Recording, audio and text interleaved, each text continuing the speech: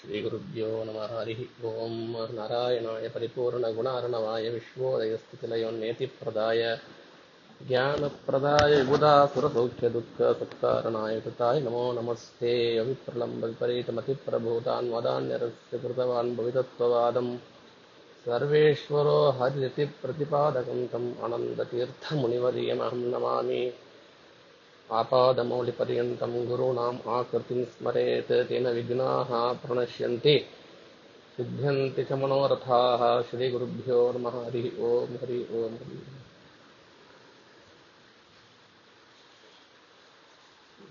ಎರಡು ಮೂರು ವಾರ ಆಯಿತು, ಅದು ಪಾಠ ನಡೆಯಲಿಲ್ಲ ಕಾರಣಾಂತರಗಳಿಂದ. ಅದರ ಬದಲಿಗೆ ಕ್ಷಮೆಯನ್ನು ಕೇಳುತ್ತಾ ಶ್ರೋತೃವರ್ಗದಲ್ಲಿ ಮುಂದೆ ಇಷ್ಟು ದಿವಸ ನಾವು ಏನು ನೋಡಿದ್ದೇವೆ ಅಂದ್ರೆ ಪೂಜೆಯ ಒಂದು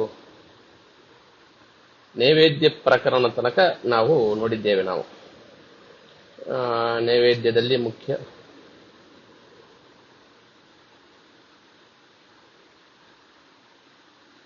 ಹಲೋ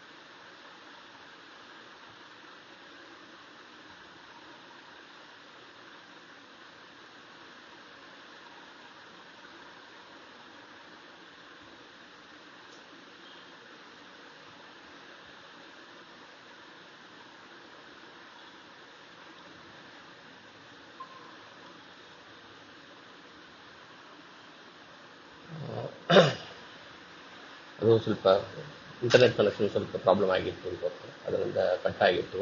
ಇವಾಗ ಕೇಳಿಸ್ತೀಯಾ? ಇವಾಗ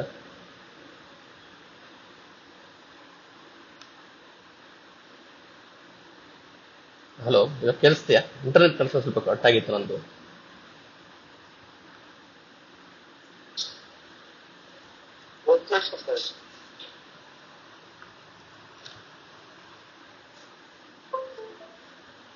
ಹಲೋ ಹಲೋ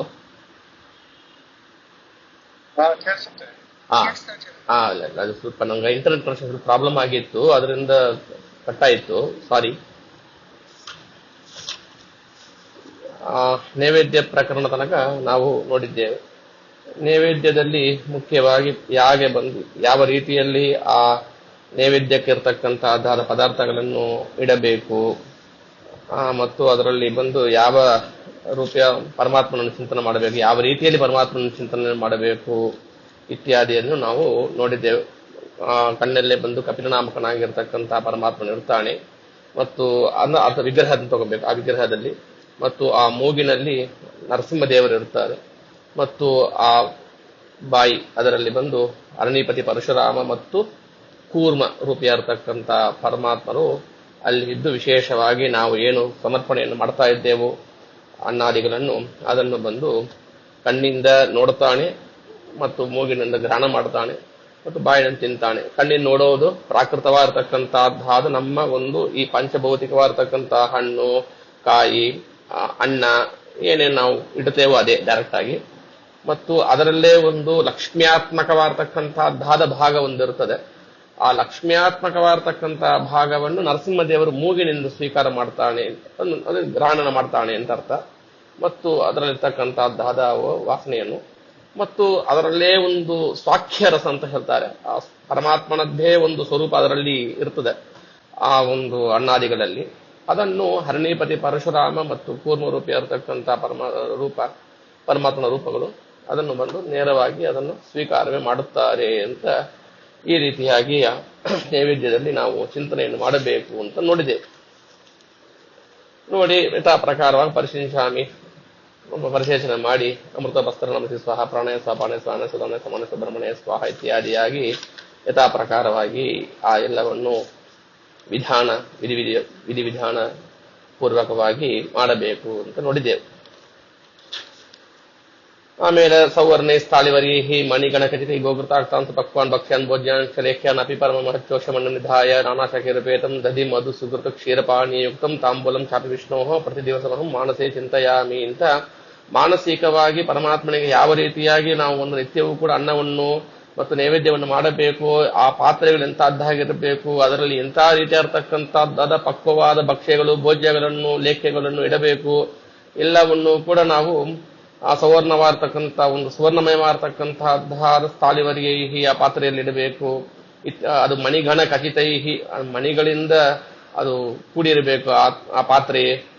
ಮತ್ತು ಗೋವಿನ ಘೃತ ತುಪ್ಪ ಅದನ್ನು ಸೇರಿಸಿರ್ಬೇಕು. ಮತ್ತು ಸುಪಕ್ವಾನ್ ಚೆನ್ನಾಗಿ ಪಕ್ವ ಇರತಕ್ಕಂಥದ್ದಾದ ಭಕ್ಷ್ಯಗಳು ಭೋಜ್ಯಗಳು ಲೇಖ್ಯಗಳು ಎಲ್ಲವನ್ನು ಕೂಡ ಅನ್ನವನ್ನು ಅಲ್ಲಿ ಇಟ್ಟು ಪರಮಾತ್ಮನಿಗೆ ಮತ್ತು ತಾಂಬೂಲ ಸಹಿತವಾಗಿ ಪರಮಾತ್ಮನಿಗೆ ಪ್ರತಿ ದಿವಸ ನಿತ್ಯವೂ ಕೂಡ ಮಾನಸ ಚಿಂತೆಯಾಮಿ ಅಂತ ಹೀಗ ಮನಸ್ಸಿನಲ್ಲಿ ಚಿಂತನೆ ಮಾಡಿ ಕೊಡಬೇಕು ಅಂತ. ಮತ್ತು ಪರಮಾತ್ಮನಿಗೆ ಬಂದು ಅಲ್ಲಿ ನೈವೇದ್ಯ ಮಾಡುವಾಗ ಸಾಕ್ಷಾತ್ ಲಕ್ಷ್ಮೀದೇವಿಯೇ ಬಡಿಸ್ತಾಳಂತ, ನಾವಂತೂ ಬಡಿಸ್ಲಿಕ್ಕೆ ಸಾಧ್ಯ ಇಲ್ಲ. ಲಕ್ಷ್ಮೀ ಪರಿವೇಶಯತಿ ನಾರಾಯಣ ಭುಂಕ್ತೆ, ನಾರಾಯಣ ಪರಮಾತ್ಮ ಊಟ ಮಾಡ್ತಾನೆ. ಭಾರತ್ಯಾದ್ಯ ಪರಿಚರಂತಿ ಓಡಾಡ್ತಾ ಇರ್ತಾರಂತ, ಭಾರತಿ ಸರಸ್ವತಿ ಇತ್ಯಾದಿ ಎಲ್ಲ ದೇವತೆಗಳು ಕೂಡ ಆ ಪರಿಚಾರಕರಾಗಿ ಆ ಲಕ್ಷ್ಮೀ ದೇವಿಗೆ ಪರಿಚಾರಕರಾಗಿ ಅವರು ಓಡಾಡ್ತಾ ಇರ್ತಾರೆ. ಲಕ್ಷ್ಮೀ ಪರಿವೇಶ ನಾರಾಯಣ ಬಂದ ಭಾರತ್ಯಾದ್ಯ ಪರಿಚರಂತಿ ವಾಯು ವಿಜಯತಿ, ವಾಯುದೇವರು ಗರುಡ ದೇವರು ಇವರೆಲ್ಲ ಒಂದು ಬೀಸನಿಗೆ ಆಗ್ತಾ ಇರ್ತಾರೆ. ಇಂದ್ರ ದ್ವಾರಂ ಪಾಲಯತಿ, ಇಂದ್ರದೇವರು ದ್ವಾರವನ್ನು ಕಾಯ್ತಾ ಇರ್ತಾರೆ. ದೇವರು ಯಾವ ಮನೆಯಲ್ಲಿ ಕೂತು ಊಟ ಮಾಡ್ತಾ ಇರ್ತಾನೋ ಅದರ ದ್ವಾರವನ್ನು ಇಂದ್ರದೇವರು ಪಾಲನೆ ಮಾಡ್ತಾರಂತ. ಅಂದ್ರೆ ಅಲ್ಲಿ ಯಾರು ಬರಲ್ಲ ನೋಡಿಕಲ್ಲ ಅಂತ. ಇಂಥ ರೀತಿಯಾಗಿ ನಾವು ಮನಸ್ಸಿನಲ್ಲಿ ಅನುಸಂಧಾನ ಮಾಡಿಕೊಂಡು ನಾವು ನಿತ್ಯವೂ ಕೂಡ ನೈವೇದ್ಯವನ್ನು ಮಾಡಬೇಕು ಅಂತ.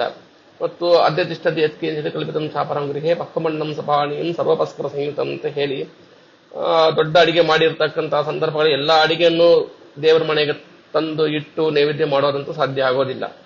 ಆದ್ರಿಂದ ಏನ್ ಮಾಡ್ಬೇಕು, ಅಧ್ಯತಿಷ್ಠತೆ ಯತ್ಕಿಂಚಿತ್ ಕಲ್ಪಿತಂ ಅಂದ್ರೆ ಅಲ್ಲಿ ಅಡಿಗೆ ಮಾಡಿರ್ತಕ್ಕಂಥದ್ರಲ್ಲಿ ಒಂದು ತಟ್ಟೆಯಲ್ಲಿ ಎಲ್ಲಾ ಭಾಗವನ್ನು ತಗೊಂಡು ಬಂದು ಅಲ್ಲಿ ದೇವರ ಮನೆಯಲ್ಲಿ ಇಟ್ಟು ಅದನ್ನು ನೈವೇದ್ಯ ಮಾಡಿ, ಇಲ್ಲಿ ಇಟ್ಟದ್ದು ಸ್ವಲ್ಪ ಯತ್ಕಿಂಚಿತ್ ಕಲ್ಪಿತಂ ಚ ಅಪರಂಗೃಹೇ, ಅಡಿಗೆ ಮನೆಯಲ್ಲಿ ಎಲ್ಲವೂ ಇಟ್ಟಿದ್ದೆವು, ಅಲ್ಲಿರ್ತಕ್ಕಂಥದ್ದು ಕೂಡ ನೀವು ಸ್ವೀಕಾರ ಮಾಡು ಪರಮಾತ್ಮನೇ.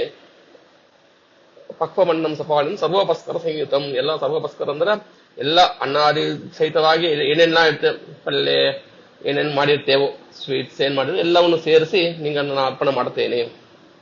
ಮತ್ತು ನಾ ಏನು ಒಂದು ಇದು ಇಷ್ಟು ಮಾತ್ರ ಪೂಜೆ ಅಂತಲ್ಲ, ಯಥಾಕಾಲ ಮನುಷ್ಯಾದೇಹಿ ಭೋಕ್ಷ್ಯಮಾನಂ ಶರೀರಭಿ ತತ್ಸರ್ವಂ ಇಷ್ಟು ಪೂಜಾಸ್ತು. ಯಥಾಕಾಲ ಮನುಷ್ಯಾದೇ, ಆ ಕಾಲಕ್ಕೆ ತಕ್ಕಂತೆ ನಾವು ಮನುಷ್ಯರು ಏನೇನು ತಿನ್ನುತ್ತೇವೋ ಅದು ಕೂಡ ನೈವೇದ್ಯವಾಗಿ ಆಗಲಿ. ಯಥಾಕಾಲ ಮನುಷ್ಯಾದೇಹಿ ಭೋಕ್ಷ್ಯಮಾನಂ ಶರೀರಭಿ, ನನ್ನ ಶರೀರದಿಂದ ಏನು ನಾವು ತತ್ಸರ್ವಂ ವಿಷ್ಣು ಪೂಜಾಸ್ತು, ಅದೆಲ್ಲವೂ ಕೂಡ ವಿಷ್ಣು ಪೂಜೆ ನಿನ್ನ ಪೂಜೆಯಂತೆ ಆಗಲಿ. ಹಾಗಂತ ಈ ರೀತಿಯಾಗಿಯೂ ಕೂಡ ಪರಮಾತ್ಮನಲ್ಲಿ ವಿಶೇಷವಾಗಿ ನಾವು ಬಂದು ಒಂದು ಪ್ರಾರ್ಥನೆಯನ್ನು ಮಾಡಿಕೊಂಡು ಇಷ್ಟು ನೈವೇದ್ಯದ ಪ್ರಕರಣ ಆಗಿತ್ತು. ಇಷ್ಟರಲ್ಲಿ ಯಾರಾದರೂ ಪ್ರಶ್ನೆ ಇದ್ದರೆ ಕೇಳಬಹುದು. ಮುಂದೆ ರಮಾ ನೈವೇದ್ಯ ಇತ್ಯಾದಿಗಳಿಗೆ ನೋಡೋಣ. ಅದಕ್ಕೆ ಇಷ್ಟು ತನಕ ಅದು ನೈವೇದ್ಯದ್ದು.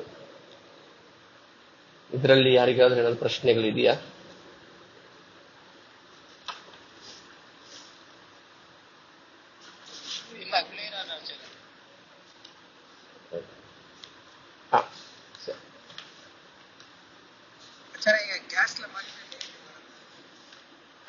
ಇಲ್ಲ, ಅದು ಮಾಡ್ಲಿಕ್ಕೆ ಬರೋದಿಲ್ಲ. ಅಸಲು ಇಲ್ಲಿ ಕೆಲವು ವಿಷಯಗಳನ್ನು ತಿಳಿಸಿರೋಣ, ಆಮೇಲೆ ಮುಂದೆ ಹೋಗೋಣ. ಈ ಗ್ಯಾಸ್ ಅಲ್ಲಿ ಮಾಡಿದ್ದು ನಿಷಿದ್ಧವಾದ ಪದಾರ್ಥಗಳು ಇದು ಯಾವುದೂ ಕೂಡ ಗ್ಯಾಸ್ ಅಲ್ಲಿ ವಿಹಿತವಾದ ಪದಾರ್ಥಗಳನ್ನು ಉಪಯೋಗ ಮಾಡಿದ್ರೂ ನೈವೇದ್ಯಕ್ಕೆ ಬರೋದಿಲ್ಲ. ಕುಮಟಿಯಲ್ಲಿ ಅನಿಷಿದ್ಧವಾದ ಪದಾರ್ಥಗಳನ್ನು ಮಾಡಿದ್ರು ಅದು ನೈವೇದ್ಯಕ್ಕೆ ಬರೋದಿಲ್ಲ. ಅದು ನಿಷಿದ್ಧವಾದ ಪದಾರ್ಥಗಳನ್ನು ಮಾಡಿದ್ರು ನೈವೇದ್ಯಕ್ಕೆ ಬರೋದಿಲ್ಲ. ಅದು ನಾವು ಬೇಕಾದ್ರೆ ಅನುಸಂಧಾನ ಮಾಡಿಕೊಳ್ಳಬಹುದು. ಇದು ನನಗೆ ಪರಮಾತ್ಮನ ಅನುಗ್ರಹದಿಂದ ಸಿಕ್ಕಿರ್ತಕ್ಕಂತಹದ್ದಾದ ಅನ್ನ, ಇದನ್ನು ನಾನು ಊಟ ಮಾಡ್ತಾ ಇದ್ದೇನೆ, ನಾನು ಇದನ್ನು ವಿಧಿವಿಧಾನ ಪೂರ್ವಕವಾಗಿ ಪರಿಶೀಲಿಸಾಮಿ ಇತ್ಯಾದಿಗಳನ್ನು ಪರಿಶೇಷಣ ಇತ್ಯಾದಿಗಳನ್ನು ಮಾಡ್ಲಿಕ್ಕಂತೂ ಬರೋದಿಲ್ಲ ಅದು. ಆ ಸಂದರ್ಭದಲ್ಲಿ ಏನ್ ಮಾಡ್ತೇವೆ ನಾವು, ಹಣ್ಣು ಕಾಯಿ ಇತ್ಯಾದಿಗಳನ್ನು ಮಾತ್ರ ಅದನ್ನು ಇಟ್ಟು ನೈವೇದ್ಯ ಮಾಡುವ ಒಂದು ಪ್ರಸಂಗ ಇರ್ತದೆ.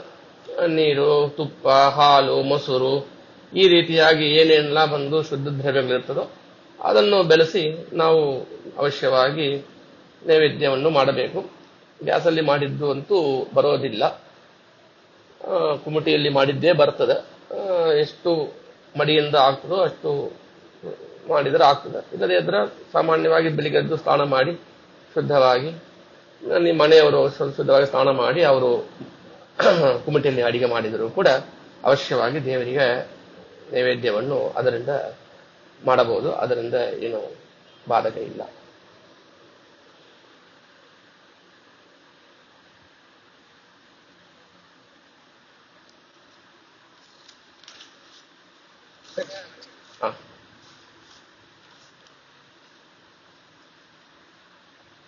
ಸರಿ, ಇಷ್ಟಾದ ಮೇಲೆ ಕೊನೆಯಲ್ಲಿ ಪರಮಾತ್ಮನಿಗೆ ಬಂದು ಇದು ಪರಮಾತ್ಮ ನೋಡಿದ್ದೇವೆ ಅಂತ ಜ್ಞಾಪಕ ಇದೆ, ಇದು ಹೇಳ್ತಾನೆ.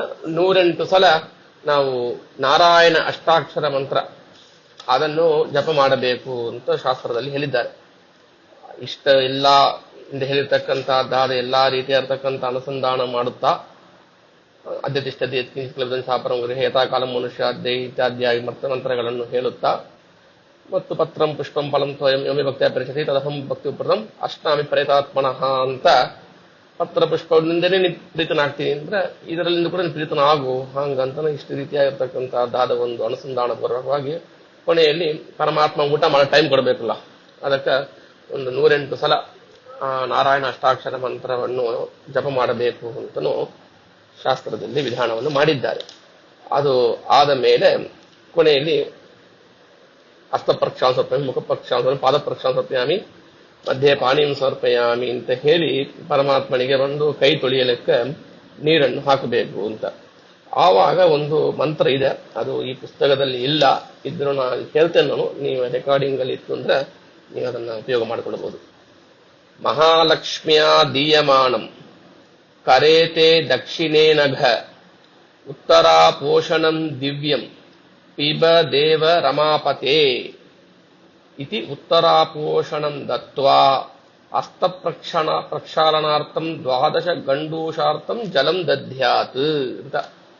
ಏನೋ ಮಹಾಲಕ್ಷ್ಮಿಯ ದೀಯಮಾನಂ ಹೇಳುವಾಗ ನಾವು ಅಪೋಷಣ ತಗೊಂತೇವಲ್ಲ, ಆ ಅಪೋಷಣ ಪರಮಾತ್ಮನಿಗೆ ಯಾರು ಹಾಕ್ತಾರಂದ್ರೆ ಸಾಕ್ಷಾತ್ ಮಹಾಲಕ್ಷ್ಮಿಯೇ ಹಾಕ್ತಾಳ ಆ ಅಪೋಷಣವನ್ನು. ಮಹಾಲಕ್ಷ್ಮಿಯ ದೀಯಮಾನಂ ಕರೇತೆ ದಕ್ಷಿಣೇ ನಗ, ನಿನ್ನ ದಕ್ಷಿಣ ಅನಗ ಅಂದ್ರೆ ಪಾಪ ಇಲ್ಲದೆ ಇರತಕ್ಕಂತ ಅವಣೆ ಅಂತ ಅರ್ಥ. ಪಾಪ ಅಂದ್ರೆ ಪಾಪ ಪುಣ್ಯ ಯಾವುದಿಲ್ಲ ಅಂತ ಅರ್ಥ. ಅಲ್ಲಿ ಉಪಲಕ್ಷಣತೆಯ ಪುಣ್ಯವನ್ನು ತಗೊಬೇಕು. ದಕ್ಷಿಣೇ ನಗ ಅನಗ ಪಾಪ ಇಲ್ಲದಿರ್ತಕ್ಕಂಥ ಪರಮಾತ್ಮನೇ ನಿನ್ನ ದಕ್ಷಿಣೆ ಕರೆ, ನಿನ್ನ ರೈಟ್ ಹ್ಯಾಂಡ್ ಅಲ್ಲಿ ಮಹಾಲಕ್ಷ್ಮಿಯ ದೀಯಮಾನ, ಮಹಾಲಕ್ಷ್ಮೀ ದೇವಿಯಿಂದ ಕೊಡಲ್ಪಟ್ಟಿರತಕ್ಕಂತಹದ್ದಾದ ಉತ್ತರಾಪೋಷಣವು ಅದನ್ನೇನ್ ಮಾಡು ನೀನು, ಹೇ ರಮಾಪತೆ, ಹೇ ದೇವ ಪಿಬ, ಅದನ್ನು ಕುಡಿ, ತಗೋ ನೀನು ಹಾಂಗಂತ ಹೇಳಿ ಒಂದು ಸ್ವಲ್ಪ ನೀರನ್ನು ತೆಗೆದು ಪ್ಯಾಲಾದಲ್ಲಿ ಹಾಕಿ ಮತ್ತು ಹಸ್ತ ಪ್ರಕ್ಷಾಳನ, ಮುಖ ಪ್ರಕ್ಷಾಳನ, ಪಾದ ಪ್ರಕ್ಷಾಳನ, 12 ಗಂಡೂಷ ಅದಕ್ಕೋಸ್ಕರವಾಗಿ ಬಾಯಿ ಕುಪ್ಪಳಿಸೋದು, ಅದಕ್ಕಾಗಿ ಸ್ವಲ್ಪ ನೀರನ್ನು ಪ್ಯಾಲಾದಲ್ಲಿ ಬಿಡ್ತಾ ಬರಬೇಕು ಅಂತ. ಮತ್ತು ತಾಂಬೂಲವನ್ನು ಕೂಡ ಸಮರ್ಪಣೆ ಮಾಡಬೇಕು ಅಂತ. ಹಿರಣ್ಯ ಗರ್ಭಸ್ಥಮೇ ಬೀಜಭಾವಸೋಹ ಅನಂತ ಪುಣ್ಯ ಫಲದ ಮತಶಾಂತಿಂ ಪ್ರಯಚ್ಛವೇ ಅಂತ ಹಿರಣ್ಯ ಪುಷ್ಪ ದಕ್ಷಿಣೆ ಅಂತ ದಕ್ಷಿಣೆಯನ್ನು ಪುಗಿ ಫಲಂ ಸಕದಿರಂ ಚೂರ್ಣ ಕರ್ಪೂರ ಸಹಿತಂ ನಾಗವಲ್ಲಿ ದಲೆಯಿರುತ್ತಂ ತಾಂಬೂಲಂ ಗೃಹ್ಯತಾಮಿಭೋ ಅಂತ ತಾಂಬೂಲವನ್ನು ಕೂಡ ಈ ಮಂತ್ರಗಳಿಂದ ಹೇಳಿ ಸಮರ್ಪಣೆಯನ್ನು ಮಾಡಬೇಕು ಅಂತ ಹೇಳಿದ್ದಾರೆ. ಇಷ್ಟ ಆದ ಮೇಲೆ ಪರಮಾತ್ಮನಿಗೆ ಪುನರ್ಧೂಪಂ ಪುನರ್ದೀಪ ಅಂತ, ಮೊದಲಿಗೆ ಒಂದ್ಸಲ ಧೂಪಾರತಿ ಮಾಡಿ ಆಗಿದೆ, ದೀಪ ಏಕಾರತಿ ಆಗಿದೆ, ಮತ್ತು ನೈವೇದ್ಯ ಆದ ಮೇಲೂ ಕೂಡ ಒಂದ್ಸಲ ಧೂಪ ದೀಪಗಳನ್ನು ನೈವೇದ್ಯ ಅದೇ ರೀತಿಯಾಗಿ ಮಾಡಬೇಕು ಅಂತ ಹೇಳಿದ್ದಾರೆ. ಅದಾದ ಮೇಲೆ ಮಹಾನೀರಾಜನಂ ದರ್ಶಯಾಮಿ ಅಂತ ನಿಮಗೆ ಯಾವ ಜಯತ್ಯಜೋ ಕಂಡಗುಣೋ ಮಂಡಲ ಸದೋದಿತೋ ಜ್ಞಾನ ಮರೀಚಿ ಮಾಲಿ ಸುಭಕ್ತ ಹಾರ್ದೋಚಿತ ಮೋನಿ ಅಂತ ವ್ಯಾಸಾವತಾರ ಹರಿದಾತ್ಮ ಭಾಸ್ಕರ ಅಂತ ಇತ್ಯಾದಿಯಾಗಿ ಅನೇಕ ಮಂತ್ರ ನಿಮ್ಗೆ ಏನ್ ಬರ್ತದೆ ನೀವು ಹೇಳ್ಬೋದು. ನೀವು ನಿಮಗೆ ಸ್ತೋತ್ರಗಳು ಬಂದ್ರೆ ಸ್ತೋತ್ರ ಹೇಳಿ ಮಂಗಳಾರತಿ ಮಾಡಬಹುದು. ಯಾವ ರೀತಿ ಇರತಕ್ಕಂತ ನಿಮಗ ಮಂತ್ರಗಳು ಬರ್ತದೋ ಆ ಸಂದರ್ಭದಲ್ಲಿ ನೀವು ಅದನ್ನು ಹೇಳಿ ಮಂಗಳಾರತಿಯನ್ನು ಮಾಡಬಹುದು. ಮುಖ್ಯವಾಗಿ ಅಲ್ಲಿ ವೇದ ಮಂತ್ರ ಇದೆ. ಅರ್ಚತ ಪ್ರಾಶಿತ ಪ್ರಿಯ ಮೇಧಾಸು ಅರ್ಚತ ಅರ್ಚಂತ ಪುತ್ರಕ ಉತಪುರನ್ನ ದೃಷ್ಣರ್ಚತ ಹಂಗಂತ ಹೇಳಿ ಆ ಪ್ರಸಿದ್ಧವಾದ ಮಂತ್ರ ಇದು ಮಂಗಳಾರತಿ ಮಾಡುವಾಗ. ಶ್ರೀಯೇ ಜಾತ ಶ್ರಿಯಾ ನಿಧಿಯಾಯ ಶ್ರೀಯಂಬಯೋ ಜರಿತೃಭ್ಯೋ ದದಾತಿ ಶ್ರೀಯಂ ವಸಾನಾಂ ಅಮೃತತ್ವಮಾಯನ್ ಭವಂತಿ ಸತ್ಯಾಸ ಮಿತಾಮಿತದ್ರೋಹು ಅಂತ ಈ ಮಂತ್ರವನ್ನು ಕೂಡ ಹೇಳಿ ಮಾಡುವ ಒಂದು ಪದ್ಧತಿ ಇದೆ. ಇಷ್ಟಾದ ಮೇಲೆ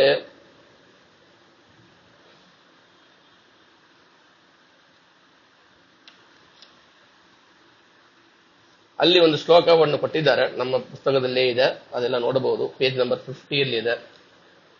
ಕೋಟಯ ಬ್ರಹ್ಮತ್ಯಾಣಾಂ ಅಗಮ್ಯಾಗಮ ಕೋಟಯ ದಹತಿ ಆಲೋಕ ಮಾತ್ರೇನ ವಿಷ್ಣೋ ಸ್ವಾರಾರ್ಥಿಕಂ ಮುಖಂ. ಪರಮಾತ್ಮನಿಗೆ ಮಂಗಳಾರತಿಯನ್ನು ಮಾಡುವಾಗ ಆ ಮಂಗಲ ಯಾಕೆ ಸಂದರ್ಭ ಈ ಕಾರ್ತಿಕ ತಿಂಗಳನ್ನು ಈ ದೀಪೋತ್ಸವ ಮಾಡುವಾಗ ಎಲ್ಲ ಲೈಟ್ಸ್ ಅನ್ನು ಆಫ್ ಮಾಡ್ತಾರೆ. ಆ ಬೆಳಕಿನಲ್ಲಿ ಪರಮಾತ್ಮನನ್ನು ನೋಡಬೇಕು ಅಂತ ಅದು ಆ ಕಾಲದಲ್ಲಿ ಬಂದಿರತಕ್ಕಂಥ ಸಂಪ್ರದಾಯ. ನೀವು ನೋಡಿರ್ಬಹುದು, ನೀವು ಅಟೆಂಡ್ ಮಾಡಿರ್ಬೋದು ಅಂತ ಒಂದು ಇದರಲ್ಲಿ ಸಭೆಯಲ್ಲಿ. ಯಾಕಂದ್ರೆ ಆ ಒಂದು ಆರತಿ ನಾವು ಮಾಡ್ತೇವಲ್ಲ, ಆ ಆರತಿ ಮಾಡ್ತಕ್ಕಂಥ ಆ ದೀಪದ ಬೆಳಕಿನಲ್ಲಿ ಪರಮಾತ್ಮನ ಮುಖ ನೋಡಬೇಕು ಅಂತ ಶಾಸ್ತ್ರದಲ್ಲಿ ಹೇಳಿದ್ದಾರೆ ಅಂತ ಈ ಶ್ಲೋಕದಿಂದ ತಿಳಿತಾರೆ. ದಹತಿ ಆಲೋಕ ಮಾತ್ರೇನ ವಿಷ್ಣೋ ಸ್ವಾರಾರ್ಥಿಕಂ ಮುಖಂ. ವಿಷ್ಣುವಿಗೆ ಏನು ಮಂಗಳಾರತಿ ಮಾಡ್ತೇವೋ ಆವಾಗ ಆ ಒಂದು ದೀಪದಿಂದ ಪರಮಾತ್ಮನ ಮುಖವನ್ನು ನಾವು ನೋಡಿದರೆ ಏನಾಗ್ತದಂದ್ರ ಕೋಟಯ ಬ್ರಹ್ಮಹತ್ಯಾಣಾಂ ಅಗಮ್ಯಾಗಮ ಕೋಟಯ ದಹತಿ. ಕೋಟಿ ಬ್ರಹ್ಮಹತ್ಯ ಪಾಪಗಳೇ ಅದರಿಂದ ನಾಶವಾಗ್ತದಂತ. ಯಾವ್ದರಿಂದ? ಪರಮಾತ್ಮನ ಆ ಒಂದು ಮಂಗಳಾರತಿ ಮಾಡುವಾಗ ಆ ಪರಮಾತ್ಮನ ಮುಖ ಕಮಲವನ್ನು ಆ ಒಂದು ದೀಪದಿಂದ ನೋಡಬೇಕು ಅಂತ. ಅದಕ್ಕೆ ಸ್ವಾಮಿಗಳು ಇನ್ನೊಂದು ಅನುಸಂಧಾನ ಕೊಟ್ಟರು. ಇವಾಗ ಮಂಗಳಾರತಿ ಆ ವಿಗ್ರಹಕ್ಕೆ ಸುತ್ತಿ ಮಾಡ್ತೇವಲ್ಲ, ನಾವು ಮಾಡುವಾಗ ಆ ಇಡೀ ಆ ವಿಗ್ರಹವನ್ನು ನಾವು ಸುತ್ತೇವೆ. ಹೀಗೆ ಅವಾಗ ಬೇಡಬೇಕಂತ ಪರಮಾತ್ಮನ ಹತ್ರ, ನನ್ನ ಮನಸ್ಸು ಈ ರೀತಿಯಾಗಿ ನಿನ್ನ ಯಾವಾಗ್ಲೂ ಸುತ್ತಾ ಇರಲಿ. ಉಳ್ಳ ಜ್ಞಾನದಿಂದ ಬೆಳಕು ಅಂದ್ರೆ ಅದು ದೀಪ ಅಂದ್ರೆ ಜ್ಞಾನಕ್ಕೆ ಒಂದು ಸದೃಶವಾದದ್ದು, ಅದು ಸಂಕೇತವಾದದ್ದು. ಆ ನನ್ನ ಒಂದು ಮನಸ್ಸು ಇಂಥ ಒಂದು ಜ್ಞಾನದಿಂದ ನಿನ್ನ ಚೆನ್ನಾಗಿ ತಿಳಿದು ವಿಶ್ವ ಸರ್ವೋತ್ತಮತ್ವ ವಾಯು ಜೀವೋತ್ತಮತ್ವ ಚೆನ್ನಾಗಿ ತಿಳಿದು ನಿನ್ನ ಯಾವಾಗಲೂ ನಿನ್ನಲ್ಲೇ ಅದು ಸುತ್ತಾ ಇರಲಿ, ಬೇರೆ ಎಲ್ಲಿಯೂ ನಾವು ಹೋಗೋದು ಬೇಡ ಅಂತನೂ ಕೂಡ ಅನುಸಂಧಾನ ಆ ಸಂದರ್ಭದಲ್ಲಿ ಮಾಡಬೇಕು ಅಂತ ಸ್ವಾಮಿಗಳು ಹೇಳಿದ್ದು ನೆನಪಿದೆ.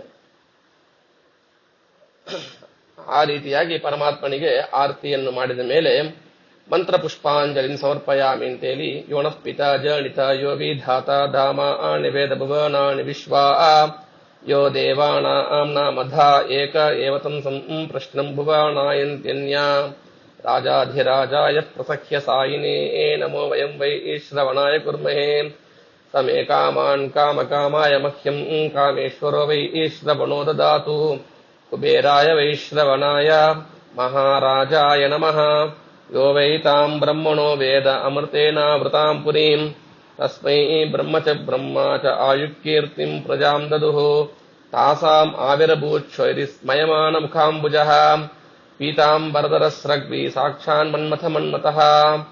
ಈ ರೀತಿಯಾಗಿರ್ತಕ್ಕಂಥ ಮಂತ್ರಗಳನ್ನು ಆ ಮಂತ್ರ ಪುಷ್ಪಾಂಜಲಿ ಸಮರ್ಪಣೆ ಮಾಡತಕ್ಕಂಥ ಆ ಕಾಲದಲ್ಲಿ ಹೇಳಿ ಪರಮಾತ್ಮನ ಪಾದ ಕಮಲಗಳಲ್ಲಿ ನೀವು ಏನೋ ಒಂದು ಪುಷ್ಪಗಳು ಏನು ಮಂತ್ರಾಕ್ಷತೆ ಅದನ್ನ ಪಾದ ಕಮಲಗಳಲ್ಲಿ ಹಾಕಿ ಏನೇನು ಪ್ರಾರ್ಥನೆ ಇದೆಯೋ ಆ ಸಂದರ್ಭದಲ್ಲಿ ವಿಶೇಷವಾಗಿ ಮಾಡಿ ಮುಂದೆ ಅಪರಾಧ ಸಹಸ್ರಾಣಿ ಕ್ರಿಯಂತೆ ಹರ್ನಿಶಮ್ಮಯ್ಯ ತನ್ನ ಸರ್ವಾಣಿ ಮೇ ದೇವ ಕ್ಷಮಸ್ವ ಪುರುಷೋತ್ತಮ ಅಂತ ಏನು ಅಪರಾಧ ಒಂದು ಕ್ಷಮಾಪಣೆ ಇದೆ ಅದನ್ನು ಕೂಡ ಆ ಸಂದರ್ಭದಲ್ಲೇ ಕೂಡ ಹೇಳಿ ಮಂತ್ರಾಕ್ಷತೆಯನ್ನು ಪರಮಾತ್ಮನ ಪುಷ್ಪಗಳನ್ನು ಪರಮಾತ್ಮನ ಪಾದಕಮಲಗಳಲ್ಲಿ ಹಾಕಿ ಮತ್ತು ಅಣುಪಚಾರ ಅಂತ ಇಷ್ಟೊತ್ತು ನಾವು ಮಾಡಿದೆಲ್ಲ ಷೋಡಶೋಪಚಾರ ಪೂಜೆ ಅಂತ.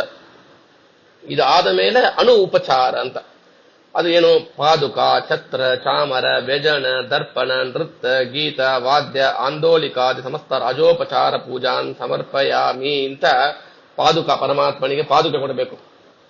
ಆಮೇಲೆ ಛತ್ರ, ಕೊಡೆ ಹಿಡಿಯೋದು, ಚಾಮರ, ಆಮೇಲೆ ವ್ಯಜನ ಬೀಸಲಿಕೆ, ದರ್ಪಣ ಅಂದ್ರೆ ಕನ್ನಡಿ ತೋರಿಸೋದು, ಗೀತ ಹಾಡು ಮತ್ತು ನೃತ್ಯ ನರ್ತನೆ, ವಾದ್ಯಗಳು ವಿಶೇಷವಾಗಿರ್ತಕ್ಕಂಥದ್ದು. ಅದು ನಾವು ಮಂಗಳಾರತಿ ಮಾಡುವಾಗಲೇನೆ ಬಂದು ಅದು ಎಲ್ಲ ಬಾರಿಸ್ತಾ ಇರ್ತೇವೆ ನಾವು. ಅದು ವಿಶೇಷವಾಗಿ ಅದನ್ನು ಹೆಚ್ಚಾಗಿ ಮಾಡಬೇಕು ಅಂತ.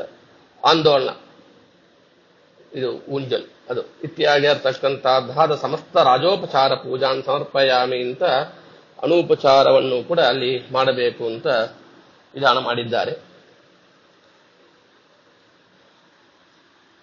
ಇಷ್ಟಾದ ಮೇಲೆ ಇಷ್ಟು ತನಕ ಪ್ರಶ್ನೆಗಳೇನಾದ್ರೂ ಇದ್ರೆ